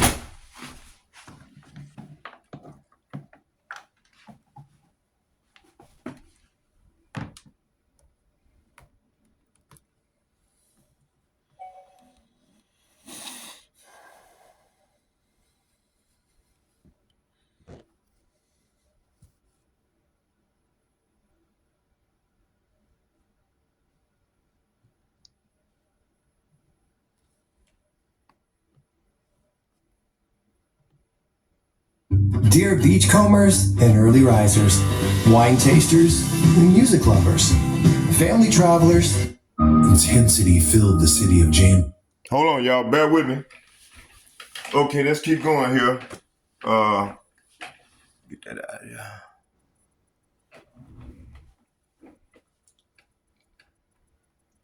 Turn this fan back on. It's hot up in here. It's getting hot up in here, boy. Okay. Yeah. Man, that air feel good. Shit. Woo, it's hot. Okay, too much going on. Ah, man. Damn, let me see, what was it?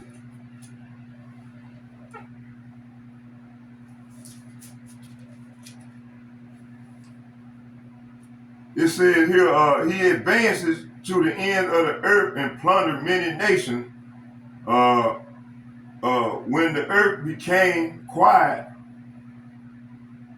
plundered many nations. When the earth became quite quiet before him, he was exalted, and his heart was lifted up. See, ain't no Jeff. This ain't describing no Jeff. This is talking about Esau, Edom.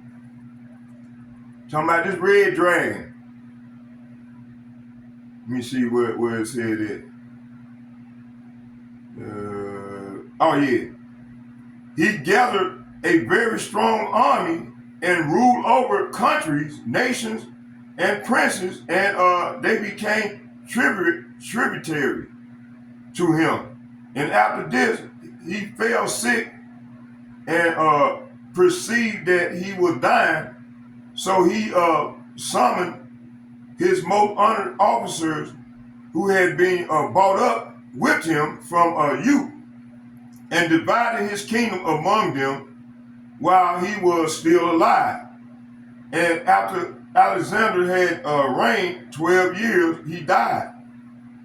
And then his officers began to rule each in his own place. See? They all put on crowns after his death, and so did the sons after them for many years, see? And they caused many evils, say what? And they caused, say what? Many evils on the earth, see? All right? From them came forth a sinful root, Antiochus Epiphanes, son of Antiochus, the king. And he had a hostage in Rome, see? And he began to reign, see? In the 137th year of the kingdom of the Greeks. In those days, lawless men came forth from Israel and misled many, saying, let us go and make a covenant with the Gentiles, see, round about. Okay, see, that's what happened. That's why you got that's how these Gentiles came about, you see? Okay, let's go back. There's enough right there. Now, let's go back here. Okay, let me see, what was it? Okay, those, now, the book of the Maccabees show how this Greco-Edomite system began to suppress the law of the Most High. And see, they started by a covenant painting the faces of the judges. First Maccabees chapter 3, verse 48. And pursuing Job 9:24. It says here, the book of the Maccabees show how. So now see how the reason why they took the Apocrypha out of the Bible. You see? It said the book of the Maccabees show how this Greco-Edomite system began to suppress the laws of the Most High and introduce pagan customs, see? Just like the beast system in Revelation. 2, beginning a major oppression against Israel, see? This beast marks the beginning of the open persecution of the Israelites under Greco-Edomite rule. And Daniel 8:21 also confirmed the he-goat is Greece, and this connects directly to leopard beast, okay?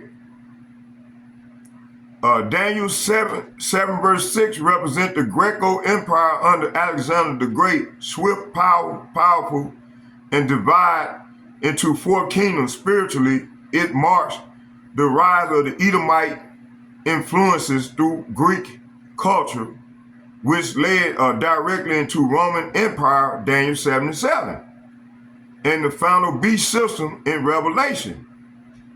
Okay, Daniel 2 verse 39, it said, and after these shall arise another kingdom inferior to thee, and another third kingdom of brass, which shall bear rule over all the earth. Meaning the representation of Daniel 2:39. This verse is part of Daniel's interpretation of King Nebuchadnezzar's dream of a great statue, Daniel 2:31 through 45. Each section statues represent a world empire that would rise and rule in succession. Okay, let's go into the breakdown. So after these shall arise another kingdom inferior to thee. This refers to the Medo-Persian Empire, which conquered Babylon around 539 BC. It is considered inferior, not in power or wealth necessarily, but in terms of glory or majesty, as the metals decline in value from gold Babylon to silver Medo-Persian. Okay, it said corresponds to the silver chest and arms of the statue Daniel in Daniel 2:32. Okay, another third kingdom of brass.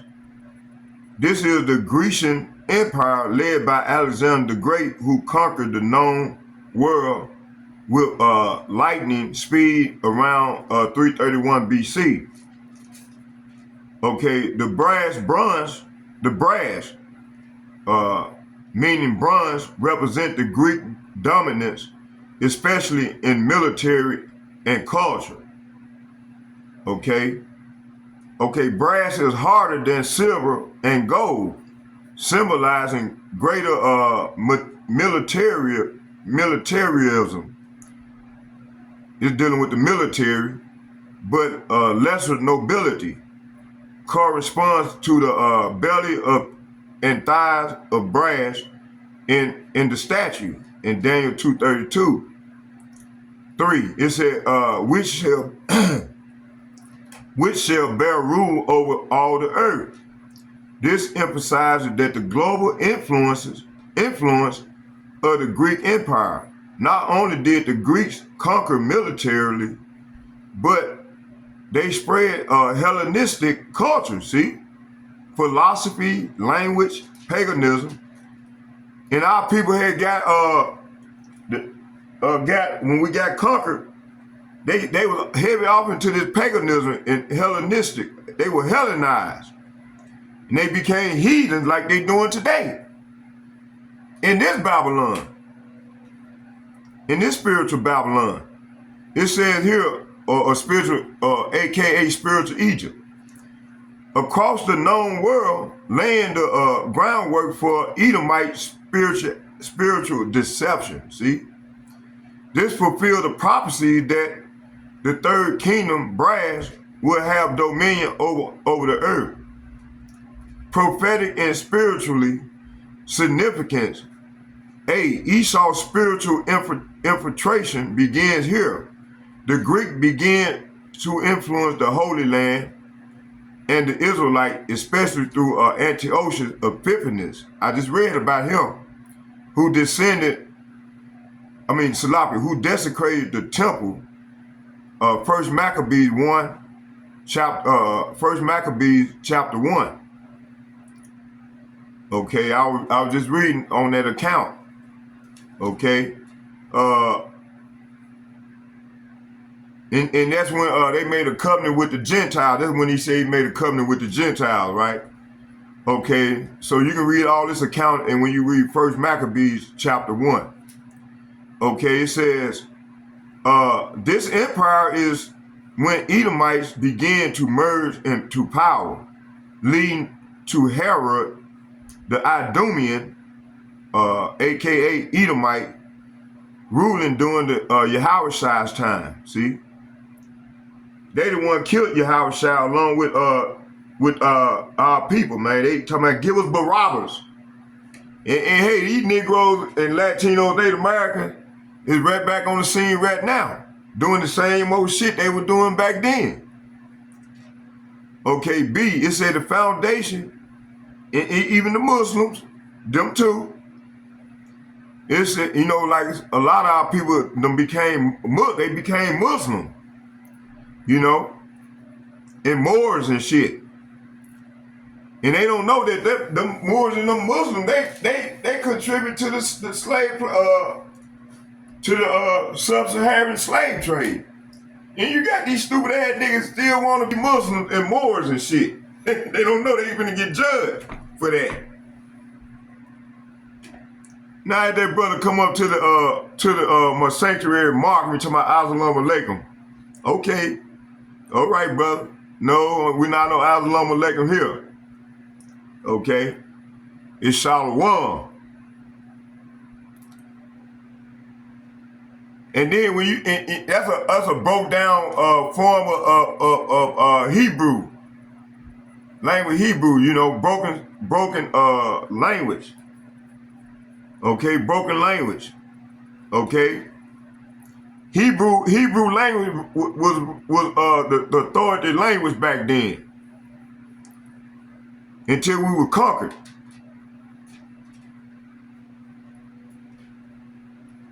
It said this empire is when Edomites began to merge into power, see, leading to Herod the Idumean, aka Edomite, ruling during the Yahawashi's time. B, foundations for the beast system.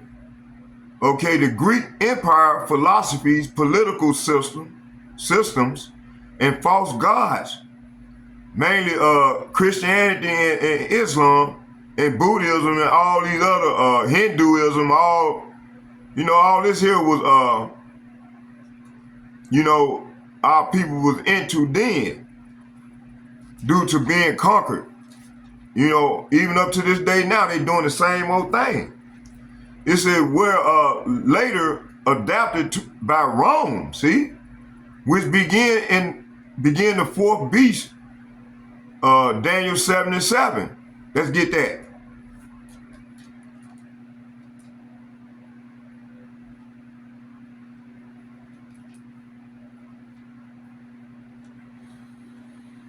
Daniel chapter 7, verse 7, it said, after this I saw in the night vision, and behold, a fourth beast, dreadful and terrible and strong exceedingly, and it had great iron teeth, and it devoured and brake in pieces and stamped the residue with the feet of it, and it was diverse from all the beasts that were before it, and it had 10 horns.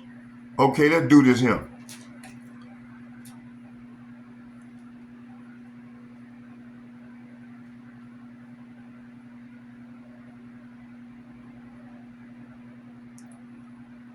When you go into that word vision, it is H2376, Hazad,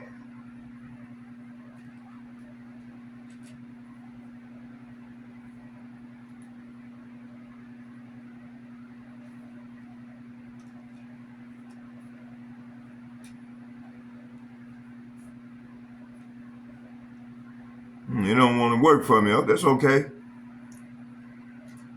Oh.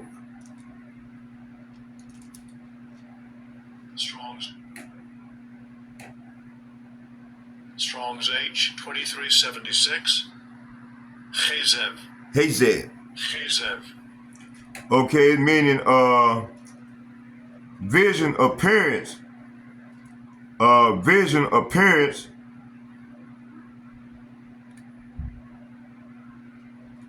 Okay, something seen. Daniel chapter 2, verse 4. I mean, Daniel chapter, hold on. Daniel chapter 7, verse 20. Daniel chapter 2, verse 28. Daniel chapter 4, verse 2 and 7, and Daniel 7 and 7 and 13. All right.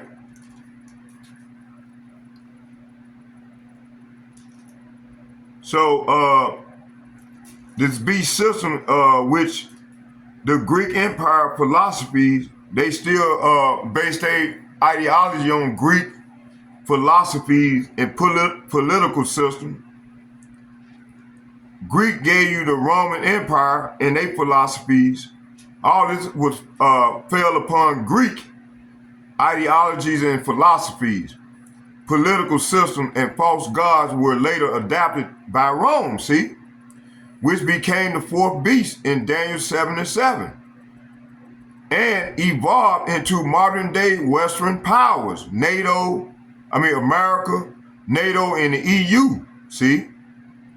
So Daniel 2 verse 39 is a stepping stone in the timeline of the kingdom leading to the final beast system in the book of Revelation, see. Source of table, Daniel 239 in the statue prophecies element, the first Babylon metals, it said kingdom, Babylon, metal, gold, key traits, glory and majesty, okay? The second element, Medo-Persia, silver, dual kingdom, glorious. Third, Greece, metal, brass, and military power influence. Okay. Here's the full breakdown on Daniel 22:31 through 45. Okay. End time prophecies and rise and fall of the empire culminating in the kingdom of YAHAWAH BAHASHAM YAHAWASHI. Okay, let's go. Let's get it.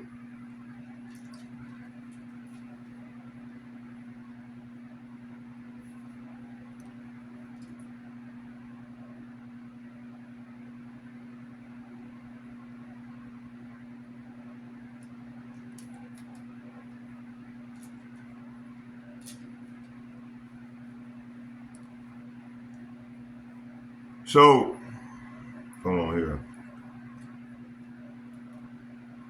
How much time we in? Okay, we doing good. We can go another 30 minutes. Let's watch about 10 more minutes of this video. Town. As days passed with little word of Bacon's whereabouts. Finally, news broke that he and nearly 500 men were just 30 miles upriver, advancing toward the capital. As more days accumulated, watchmen reported Bacon's steady approach. Recognizing the threat and running low on troops, Governor Barkley enlisted additional men from both sides of the James River to defend the town. Bacon's force was intimidating, comprised of riders on horseback, marching soldiers, and according to Matthew's manuscripted recollection, some who arrived by boat.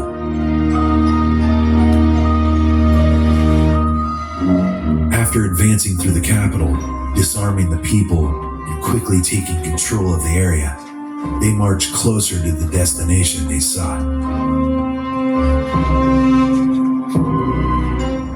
And it's on this vast field that I now walked upon, where Bacon, at the helm and flanked by his furious fighters, with little opposition, approached the governor's location. It's fascinating to think that right here where I'm walking on this very field is where Bacon and nearly 500 of his men stormed the State House, which once lied right here in front of me. And they would have confronted Governor Barkley with the rebellion severely escalating. But to this very day, beneath the museum lies the exact foundation from that State House, that through archaeological digs and research, they found residue and remnants from that era. As I trekked the same path they took, just after high noon as they did, I marched straight towards the State House that once stood in front of me, imagining the dramatic scene that unfolded here on that fateful day. Soon after, a disoriented Barkley emerged to confront the rebellious battalion face to face. Bacon, reported to be frantic, angrily shouted his demands at Barkley, insisting on being granted the commission he sought to rid the colony of native threats. With the State House looming in the background, Bacon pressed for Barkley's corrupt practices to cease and demanded the removal of his loyal officials. Outraged, Barkley tore open his shirt and called out at Bacon, daring him to shoot. Here, shoot me before God. Fair mark. Shoot. And you can see by the original foundation layout, the patterns of what remains today matches what is seen on the diagram here. As you can see right here, you have this squared off portion of the foundation, and then this sort of T-shaped section. And right here, you can see that square. And then here's the portion of the foundation shaped like a T.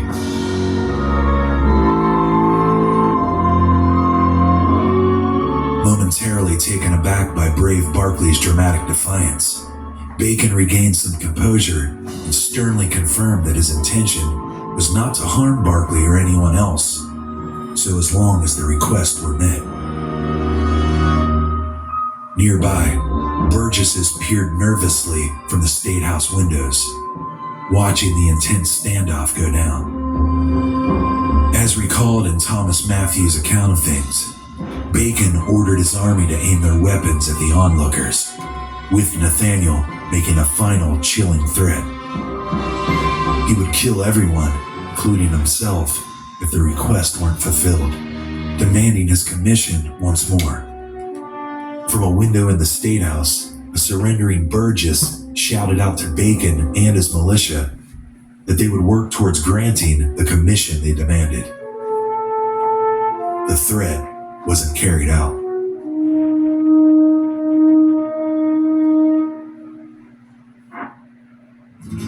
Fish the famous waters on Minnesota's Lake of the Woods, the walleye capital of the world. Choose from over 50 full-service resorts with options for charter fishing, guide service, and full meal. Carried out.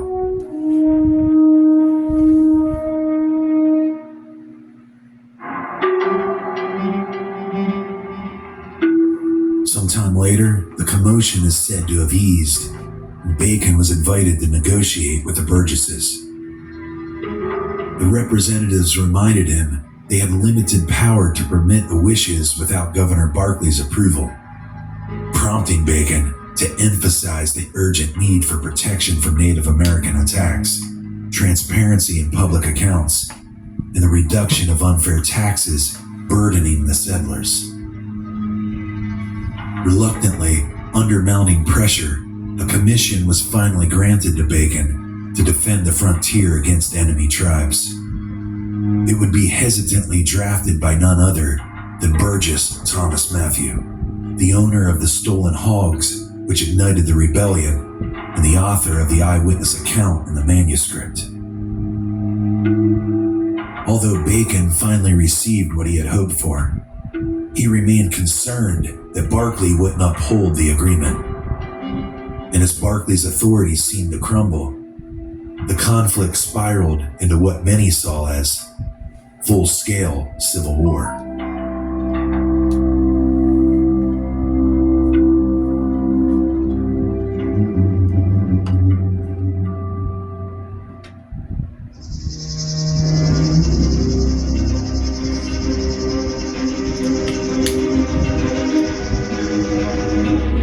With the government's supposed approval to assemble a colonial militia for campaigns against the indigenous tribes, Bacon began amassing his forces and appointing commanders, all of whom pledged their loyalty to his leadership.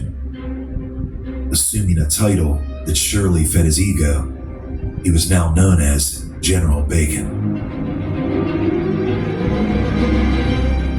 In disbelief at the political events that transpired, an excerpt from a letter sent to the king by Governor Barclay read, I have governed the most prosperous country under the sun for over 30 years, but now I am surrounded by rebellion. In preparation for his approved assault on the native tribes, Bacon, on horseback, galloped past a large host of troops, awaiting the word from their newly appointed leader to carry out the campaign against the enemy tribes. However, word of defectors who had once supported Bacon's cause revealed a harsh truth about the commission they fought to secure. They were rallying settlers to join forces with Barclay's loyalists. Bacon's strategic objectives were suddenly deemed illegal and an act of rebellion. Barclay, who was in Gloucester attempting to raise troops, once again declared Bacon a rebel. But by this time, Bacon's popularity had grown so immense that when Barclay's army learned they would fight against him, they abandoned the governor altogether. It was clear Barclay had underestimated Bacon's influence. On July 30th, 1676, Nathaniel Bacon further solidified his position by issuing a Declaration of the People of Virginia. This document reiterated his grievances against Barclay and condemned the governor's corrupt leadership. Recognizing the threat and the growing strength of the rebel forces, Barclay was advised to flee Gloucester County and escape to the eastern shores of Virginia.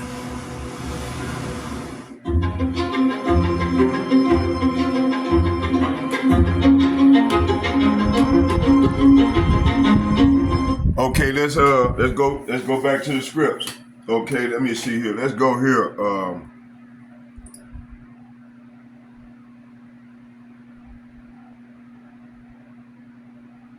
So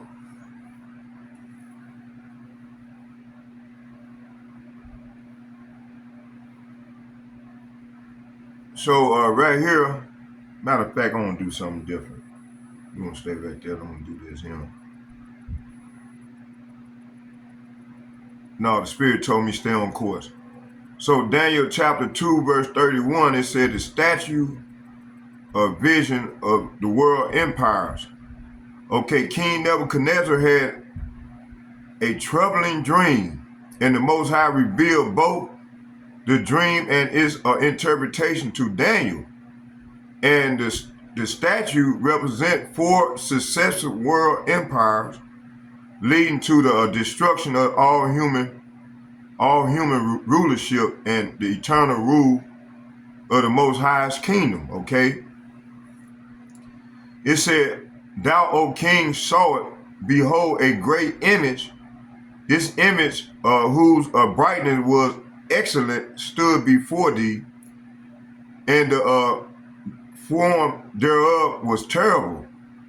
And this image head was of fine gold, and his breast and his arms of silver, and his belly and his thighs of brass, his leg of iron, and his feet part iron and part clay.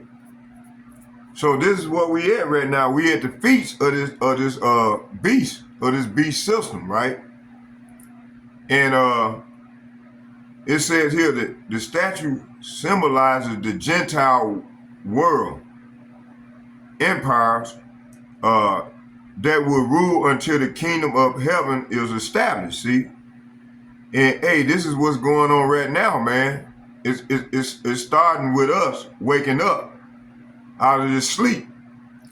Okay, let's go into it. It said the statue symbolized the Gentile world empire that would rule until the kingdom of heaven is established. Each section represents a kingdom. The head of gold equal Babylon, Nebuchadnezzar empire. B, the chest and arms of silver, the Medo Persian. C, the belly and thighs of brass is equal Greece.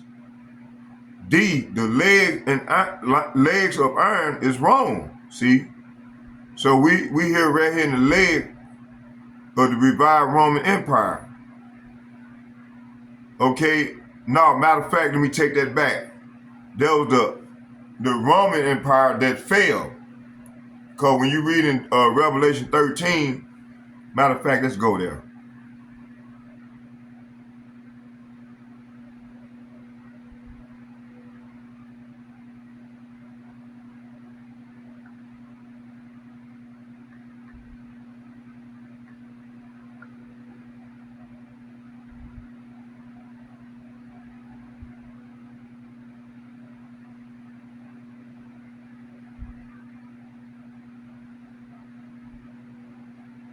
Okay.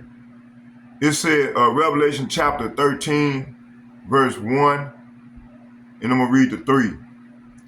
It said, and I stood upon the sand of the sea, and I saw a beast rise up out of the sea, having 7 heads and 10 horns, and upon his horns 10 crowns, upon his head the name of blasphemy. Okay.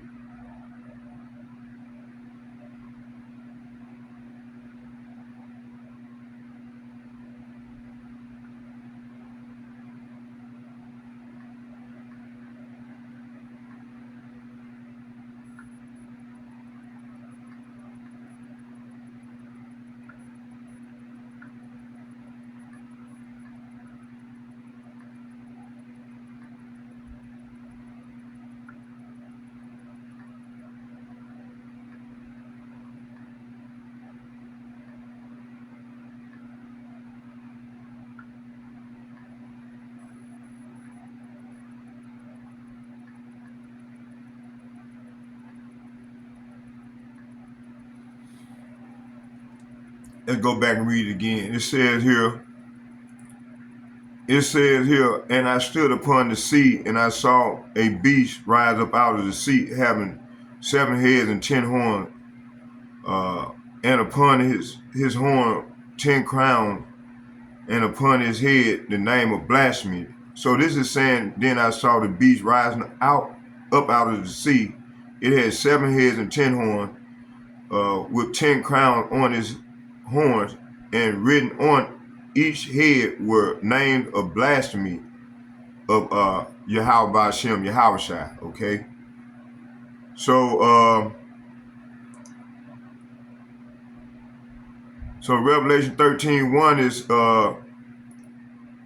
it said the beast rise up out of the sea, the kingdom or empire in Daniel 7:17 and 7:23. The sea, multitude of people, that's what that sea represent. Revelation 17 verse 15. This represent a world dominating political power rising from among the Gentile nations, see? The revived Roman Empire, or the Western global power structure that came out of the Europe ruled by Esau Edom, pursued in Malachi chapter 1 verse 4. It said having 7 heads. It said these represent 7 major empires or kingdoms that made up the foundation of Esau's global rule, especially through Rome and its descendants. The 7 heads represent Greece, Alexander the Great, rise of Edomite power. 2, Rome crucified Yahawashi, dominated the world. Spain conquered the Americas. That's when Cristobal Columbus came over here. France, European empire and crusades. 5, Germany, the Teutonic powers, the Teutonic power world wars. Russia, number 6, USSR, Cold War with world power.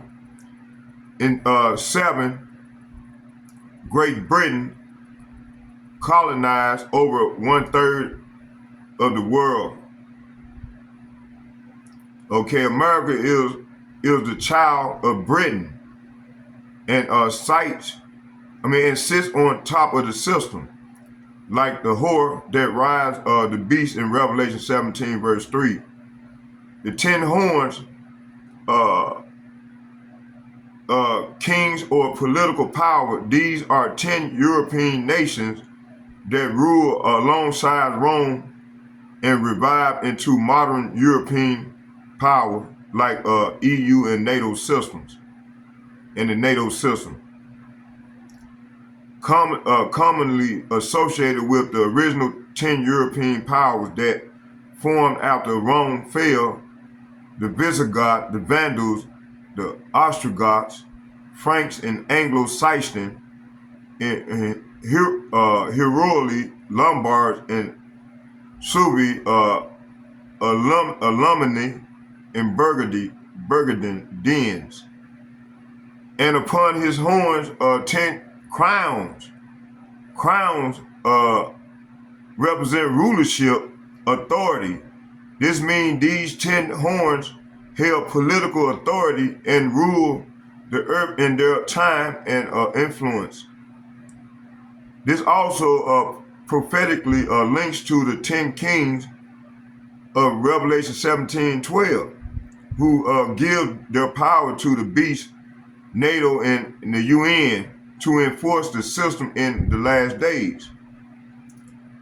And upon his head, the name of blasphemy represent lies against the Most High, claiming to be God, as Revelation, claiming to be YAHAWAH BAHASHAM YAHAWASHI, G430, who everybody even called Jesus Christ.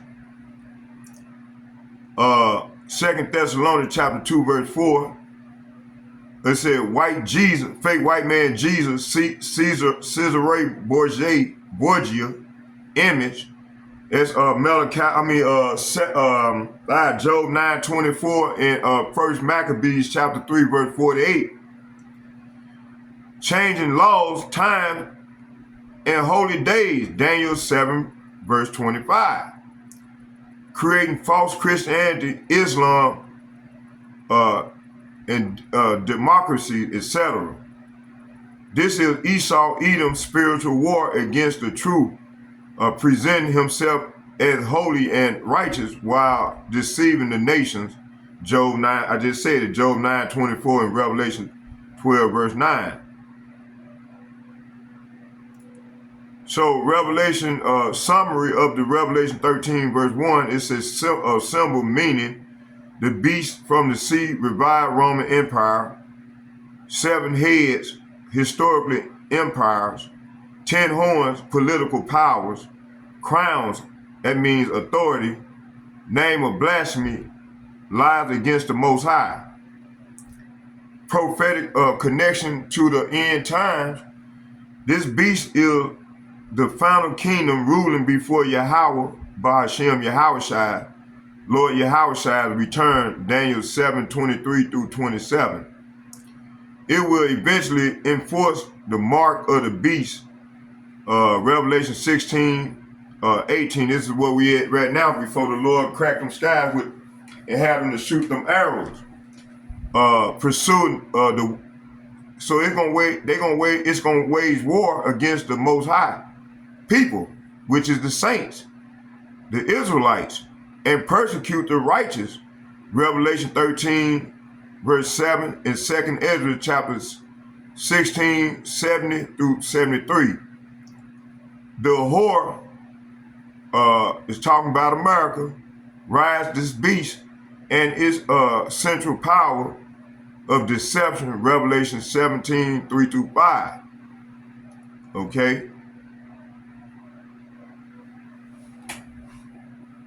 Let's listen to some more video.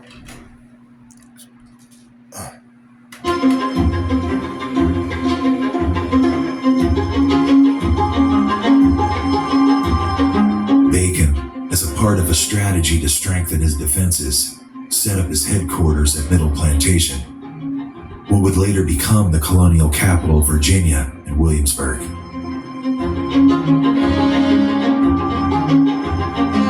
From Middle Plantation, Bacon, taking a page from Barclay's playbook, arrogantly declared the governor and his loyalists to be traitors. He threatened that if they did not willfully surrender within 4 days, their estates would be seized. Bacon then summoned the local leaders to a meeting, and though I can't be entirely certain of the exact location it took place, an area around Bruton Parish Church, a church that had been established in Middle Plantation in 1660, could have been the general vicinity of their gathering. Many that attended agreed to the cause through a series of oaths, including Colonel Thomas Swan, a prominent figure and tavern owner. Remnants of his tavern foundation remain visible in Jamestown today.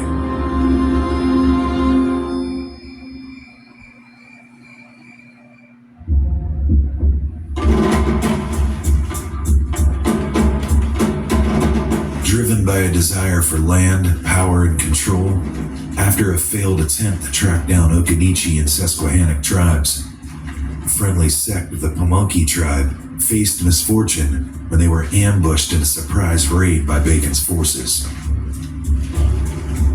Over 40 prisoners were captured, with Queen Kakakoeski narrowly escaping with a few members of her tribe into the swampy terrain of the Tidewater region. Days of ravaging the land were brutal and unrelenting. In their campaign, Bacon's men also turned their sights on the waterways, seeking dominance over the open rivers. Two of Bacon's followers managed to capture a ship through a swift bout of trickery, possibly fueled by a healthy portion of brandy and adrenaline, or perhaps under the guise of peaceful negotiation. Some reports suggested they lured the crew ashore and overtook the vessel. Two other ships, however, managed to slip away. Now, with a handful of captured ships under their control, Bacon's forces attempted to block the mouth of the James River. However, a critical mistake was made when they anchored near Governor Barclay's location. Captain Larimore, who had commanded one of the captured ships, secretly notified Barclay that he and his crew were being held.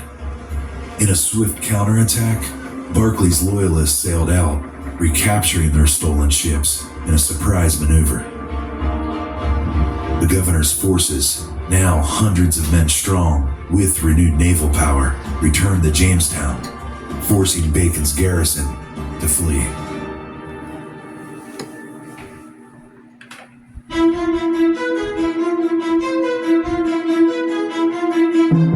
When Bacon received the details of Barclay's resurgence, he made haste towards the capital, but the governor had quickly refortified the town. Come on, let's keep going here. Let me go on, because I'm gonna come back and go through all these scriptures. You know, and then I'm just going into showing this video because I did on my first part of the lesson. I showed, because I got another video I want to show as well about that cotton and the slaves. So, you know, hey, the Negroes and the Latinos, Native Americans built this country. and you got these devils talking that shit, man, you know, which I'm gonna go into Deuteronomy, which I started on, and I think I stopped in what was it? Isaiah 14 in verse 14. So we got to go back there. But in the meantime, the Lord want me to show this video. The Spirit want me to go into this video because we got newcomers, and you know, I'm always getting newcomers. So I want to go into this and then show how they power structure came about. So I'm gonna stay on the course where I'm at. Okay, so Revelation chapter, let's get that in a way. Revelation chapter 13 verse 2, and it read, and the beast which I saw was like unto a leopard, and his feet were as the feet of a bear, and his mouth as the mouth of a lion. And the dragon gave him his power and his seat and great authority. So this is saying right here that the beast looked like a leopard, but it had feet of a bear and the mouth of a lion. And the dragon gave the beast its own power and throne and great authority. So let's go into this.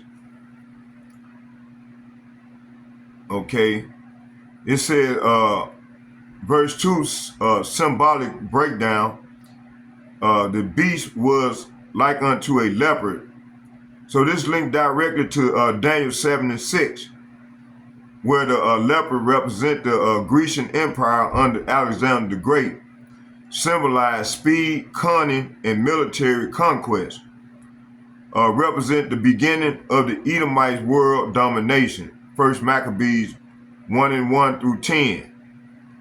Okay, the modern connection, the philosophies and culture of Greece, democracy, homosexuality, education system, still dominates today's Western society. It's the spiritual foundation of the beast. Okay, his feet were as the feet of a bear. The bear in Daniel 7 verse chapter 7 verse 5 represent the Medo-Persian Empire, known for its strength, size, and ability to crush. Symbolize brute force and heavy conquest. Modern connection, the bear power manifests today as Russia. Eastern power, they also is Edomites, but also represent how the beast uses military might and economic sanction to control. Okay.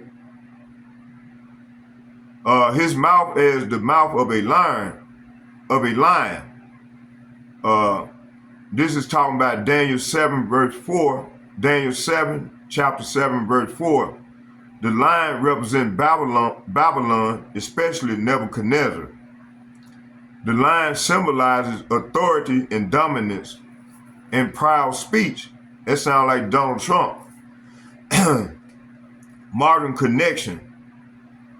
This represents how this beast system,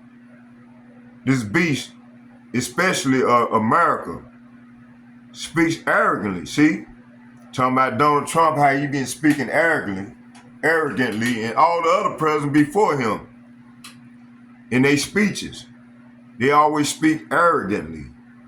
Spreading lies. Say what? Spreading lies, blasphemy, promoting war, and boasting of freedom while doing wickedness. Psalm 73, verse 8 and 9. Okay, the dragon gave him his power. So the dragon is Satan in Revelation chapter 12, verse 9. And also represent the Roman Empire, red dragon. See, the Rothschild is red shield. They the dragon. Them elites. Okay? And mainly the Rothschild. Cause if you go deep off into it, which I'm gonna do later on in the lesson, if I do, I might probably do a part 3 and a part 4. We're gonna go off into that red shield. I did it before when I was bringing out the New World Order. You know, and I think I did it. It was like a year ago, a year and a half ago. But I'm gonna do it again anyway. The Spirit jumping on me to do it again. So they're gonna be part of the in the next 2 lessons that I do. Okay, what we at on? Okay, we almost 2:30. So let's get a few more. It said the dragon gave him his power. The dragon equals Satan. Revelation 12:9, and also represent the Roman Empire, red dragon. Revelation chapter 12, verse 3. It said this showed that the beast gets spiritual power from Satan and political and military inheritance from Rome. Modern day connection, America and Europe are the modern Rome. The same satanic energy behind pagan Rome is now behind modern day NATO, EU, and the US global dominance. Verse 3, deadly wound and healing. It says here, one of his heads, as it were wounded to death, refers to the fall of the Roman Empire in 476 AD. In the Rome, it said, in the head, Rome was wounded. Rome collapsed from eternal corruption and invasion.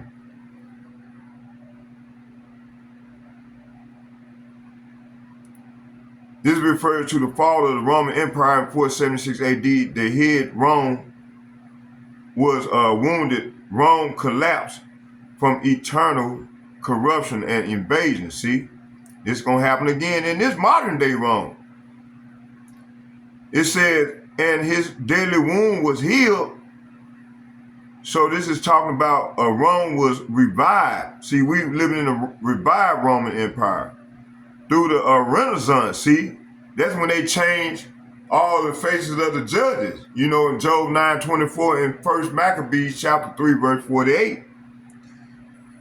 It said Rome was revived through the Renaissance, through the Catholic Church, and later through the colonial Europe and America, modern day Edom. See, that's what we're reading about the Bacon Rebellion. See, revived Roman Empire, European colonial powers, America, same laws, government, and architecture, military, conquest, etc.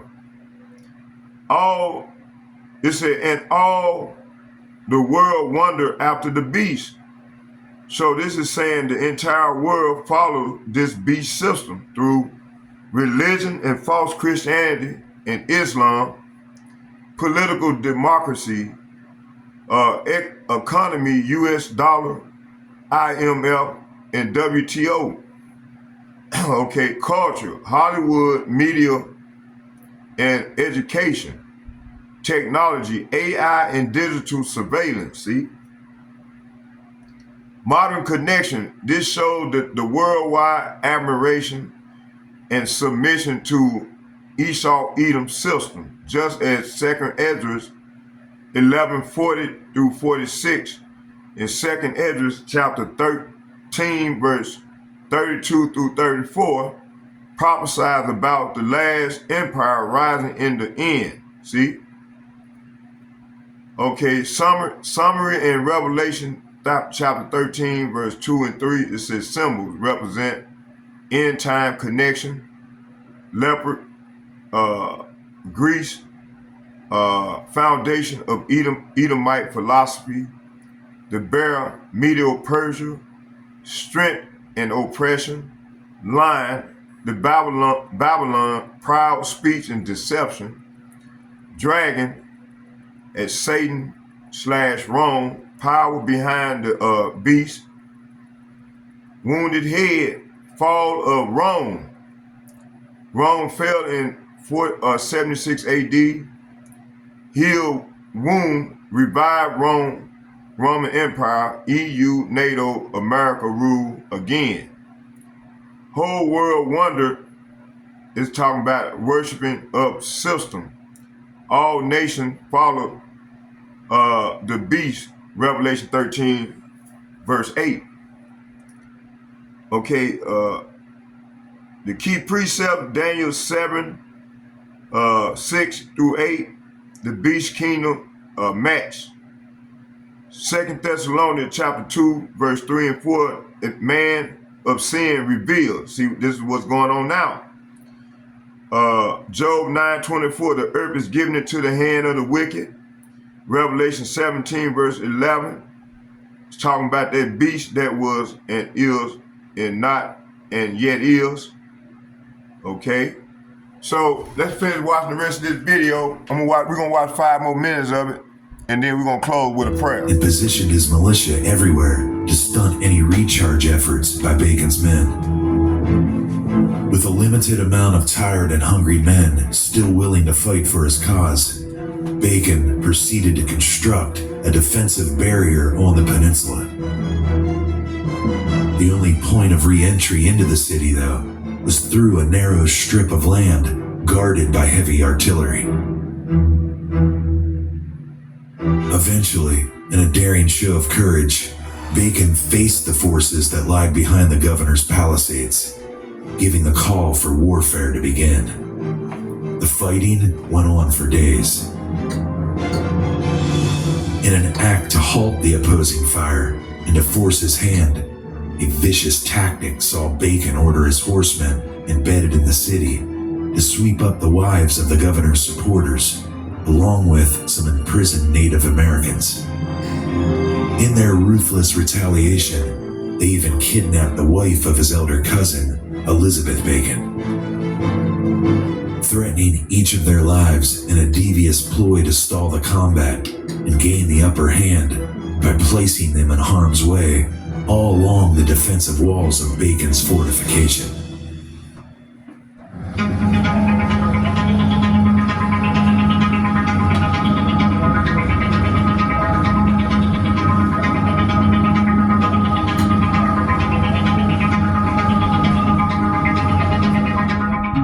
Meanwhile, with the rebellion now bleeding into the second week of September 1676, bands of Bacon's men have been busy raiding properties, including taking over Governor Barclay's home at Green Spring Plantation.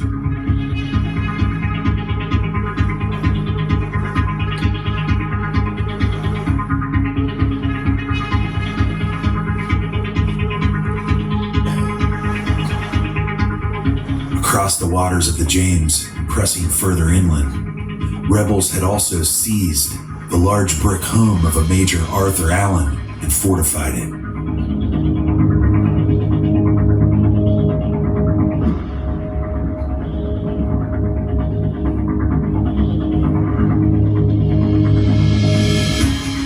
There it is, you see it?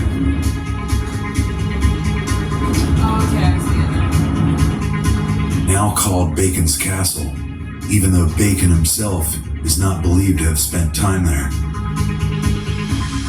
The home was ransacked by his followers and held for nearly 3 months during the uprising. And here I am at Bacon's Castle, but unfortunately we arrived and it wasn't open. But we'll see if we can get a few glances of it. It's the oldest still standing brick dwelling in the country today. Built in 1665, 11 years before the rebellion. Although it was closed at the time of our visit, I managed to get a glimpse of its exterior, which clearly reveals its age. And like any historic property we set out to explore, I took a moment to just stop and imagine the incredible story that took place here nearly 350 years prior.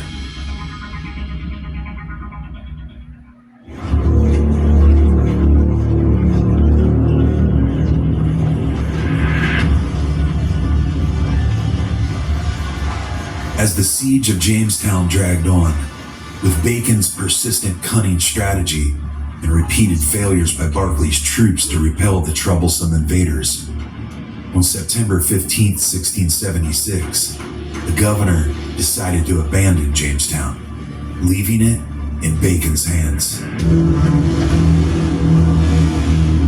But the sting of betrayal was sharp when Bacon received word that a former ally, once a supporter of his cause, had spelled impending doom for their offensive. News spread that a large force had gathered and would soon reach the shores of Jamestown to retake the city and extinguish the rebellion.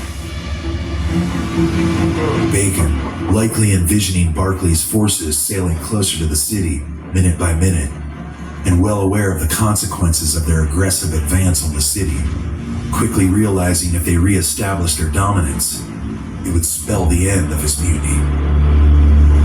As a result, Bacon and his close supporters hastily dipped their torches in pitch, forcefully striking their fire steel against sharp-edged flint. The resulting flammable friction sparked a smoldering ignition of tinder, which they fiercely fed to the torches they gripped. As flame bearers on the brink of chaos, they set Jamestown ablaze, sending what was once the colonial capital of Virginia, long before Williamsburg, burning to the ground. Nearly everything was destroyed, including private homes, storehouses, state house, and other structures. The city was reduced to nothing but char and ash.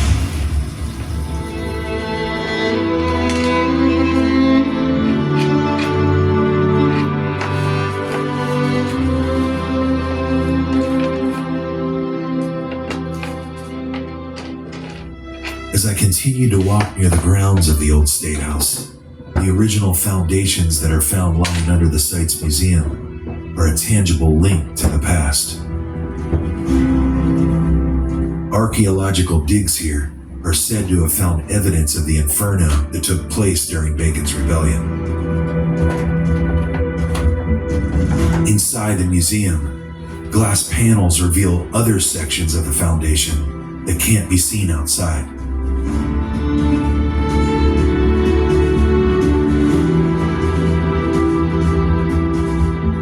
There's also artifacts from the actual rebellion, such as fragments of exploded cannonballs, melted architectural materials, and other burned relics discovered in the State House, cellars, and storehouses. Jamestown saw the construction of at least 4 or more churches during the 17th century. The first was a simple wooden structure, while each consecutive church grew more intricate in design and construction, reflecting the colony's development over time. The foundation of the church, built around 1617, can be viewed from inside the sanctuary of the modern-day church found in Jamestown today. As I walked over its surviving ruins, preserved behind a glass enclosure beneath my feet, I was amazed. The church that followed in Jamestown, built somewhere around the mid-17th century, was constructed around the previous one. It was lost to fire during Bacon's rebellion. I was fascinated to learn that its surviving bricks may have been reused in the church built around 1686.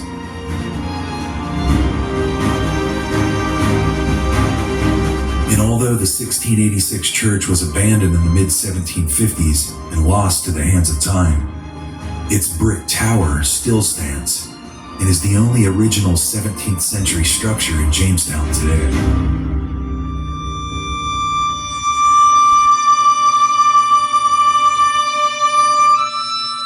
Within the tower walls, archaeological excavations that took place inside revealed even more clues from Bacon's rebellion. During ongoing work, they found the western foundation walls of the early 1617 church built on this lot. It was topped with debris from the fire that destroyed the later church that was set ablaze by Bacon's uprising.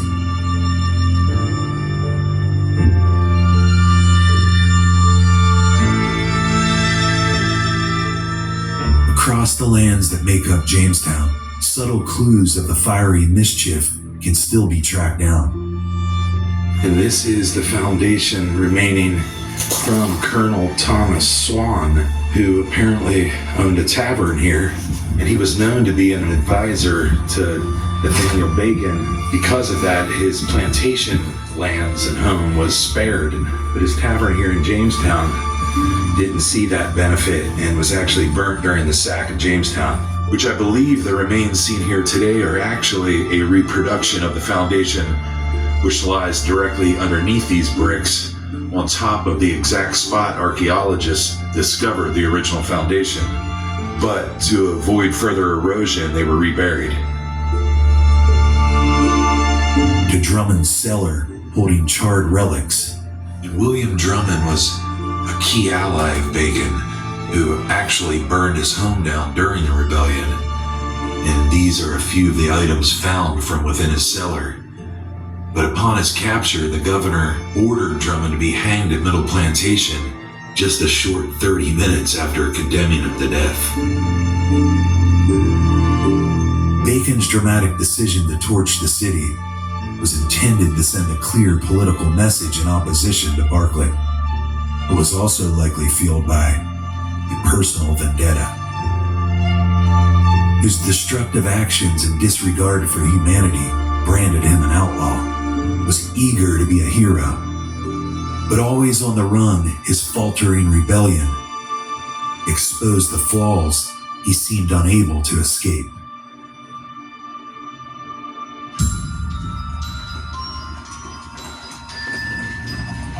Fleeing from a burning Jamestown and initially spending time at Barclay's Green Spring plantation home, Bacon set his sights on establishing his headquarters at a plantation home in Gloucester County, Virginia, previously plundered by his militia.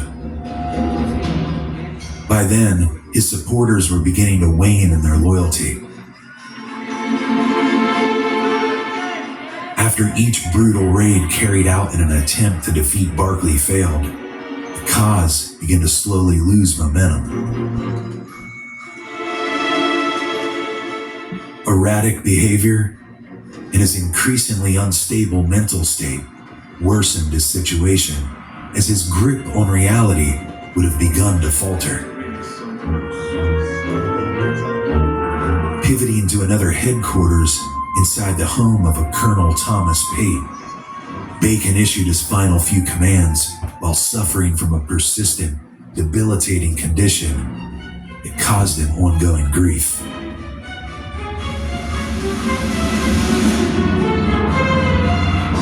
Months of enduring unsanitary conditions, drinking contaminated water, consuming food tainted with bacteria,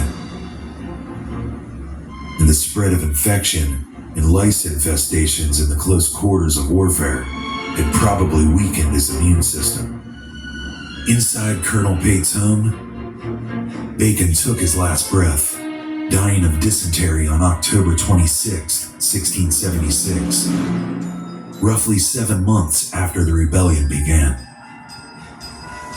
To this day, his final resting place remains a mystery.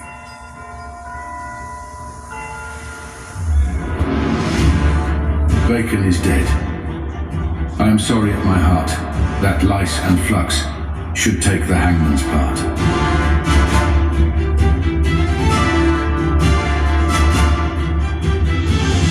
With factions of remaining rebels spread out across the area, Governor Barclay's moment of victory seemed within reach as he slowly regained control of Virginia. Pressing towards the York River, his forces launched various assaults to drive the remaining rebels from the plantation garrisons they had seized, including the retaking of his home at Green Spring and an offensive to rid rebels from Bacon's castle, the large brick home of Major Arthur Allen.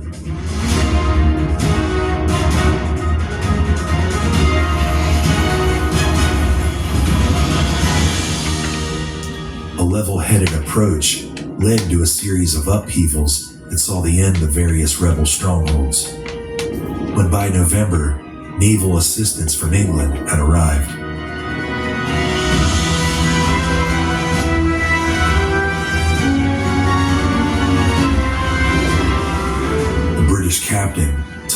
anthem, used various tactics, some including force, bribery, and the promise of pardon to weed out final aggressors from their positions.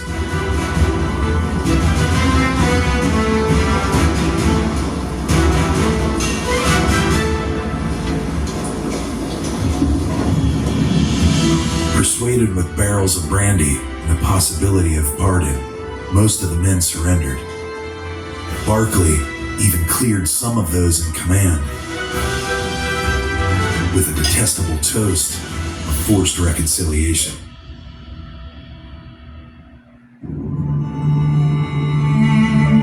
Although not everyone was so lucky. Barclay's wrath spared few, even those thought to have direct orders for pardon from King Charles II. While the exact number of executions isn't officially recorded, it is believed that Barclay executed over 20 men for their involvement in the insurrection. His spree of carnage even drew displeasure from the king, who reportedly remarked, "That old fool has hanged more men in that naked country than I did here for my father's murder." But Barclay's fate was soon sealed as well. Having spent months deflecting Nathaniel Bacon's request for a commission, he now faced a commission of his own, an investigation into how he managed the rebellion. After being ordered to return to England and relieved of his position as governor of the colony, he left behind his wife to manage their estate in Virginia. Barclay hoped to justify his conduct upon his arrival in England, but shortly after returning, he died before ever having the chance to speak with the king and restore his reputation and his legacy.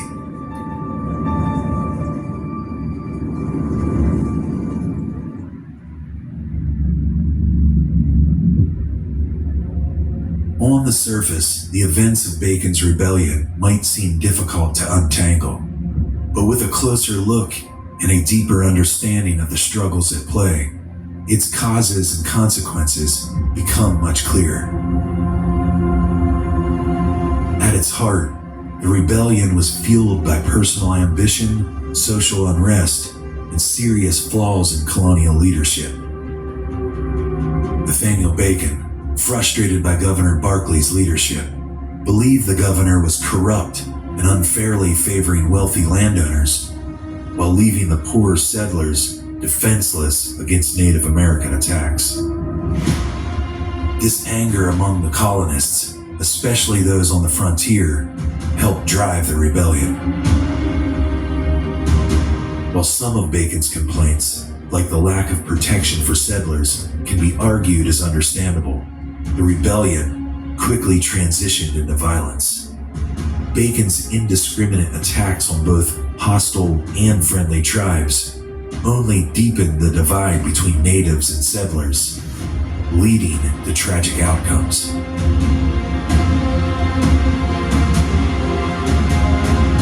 The land seizures that occurred during the dispute were part of a long pattern that began with the colonist arrival and continued for centuries as indigenous peoples were repeatedly pushed off their lands to satisfy the settlers' unrelenting desire for expansion. One of Bacon's key goals that only intensified the conflict. The failure of Bacon's rebellion brought significant changes to Virginia. One of the most profound consequences was the decline of indentured servitude. In the wake of the rebellion, wealthy landowners seeking a more controlled and permanent labor force increasingly turned to African slavery. This change spurred the rapid expansion of slavery in Virginia and beyond. Through my research and newfound understanding, it became clear how this shift from temporary servitude to permanent enslavement was driven not only by fear and control, but by the economic desire for a steady, profitable labor force, all at the tragic cost of countless Africans being forced into a life of hardship.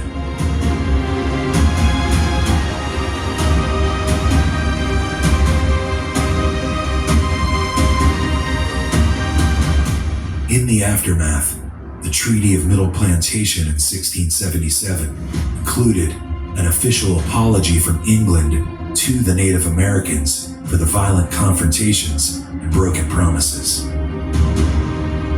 Some historians in the past have viewed Bacon's rebellion as a precursor to the American Revolution, arguing that it revealed the deep-seated resentment colonists harbored toward government systems they perceived as heavy-handed and unjust. A sentiment they felt resurfaced nearly a century later when Americans rose up against British rule. The desire for self-governance, resistance to tyranny, and the class conflict seen in Bacon's revolt, all foreshadowing themes in the fight for independence. Yet, it's important to recognize that both Native Americans and colonists, as well as the enslaved and indentured, were deeply affected in different ways, each struggling under systems of control and exploitation that left lasting scars on all sides. And even today, as tensions rise and divisions have the potential to grow deeper, the conditions could be ripe for history to repeat itself, reminding us that the echoes of past rebellions may be closer than we think in these uncertain times, when unrest quietly simmers beneath the surface.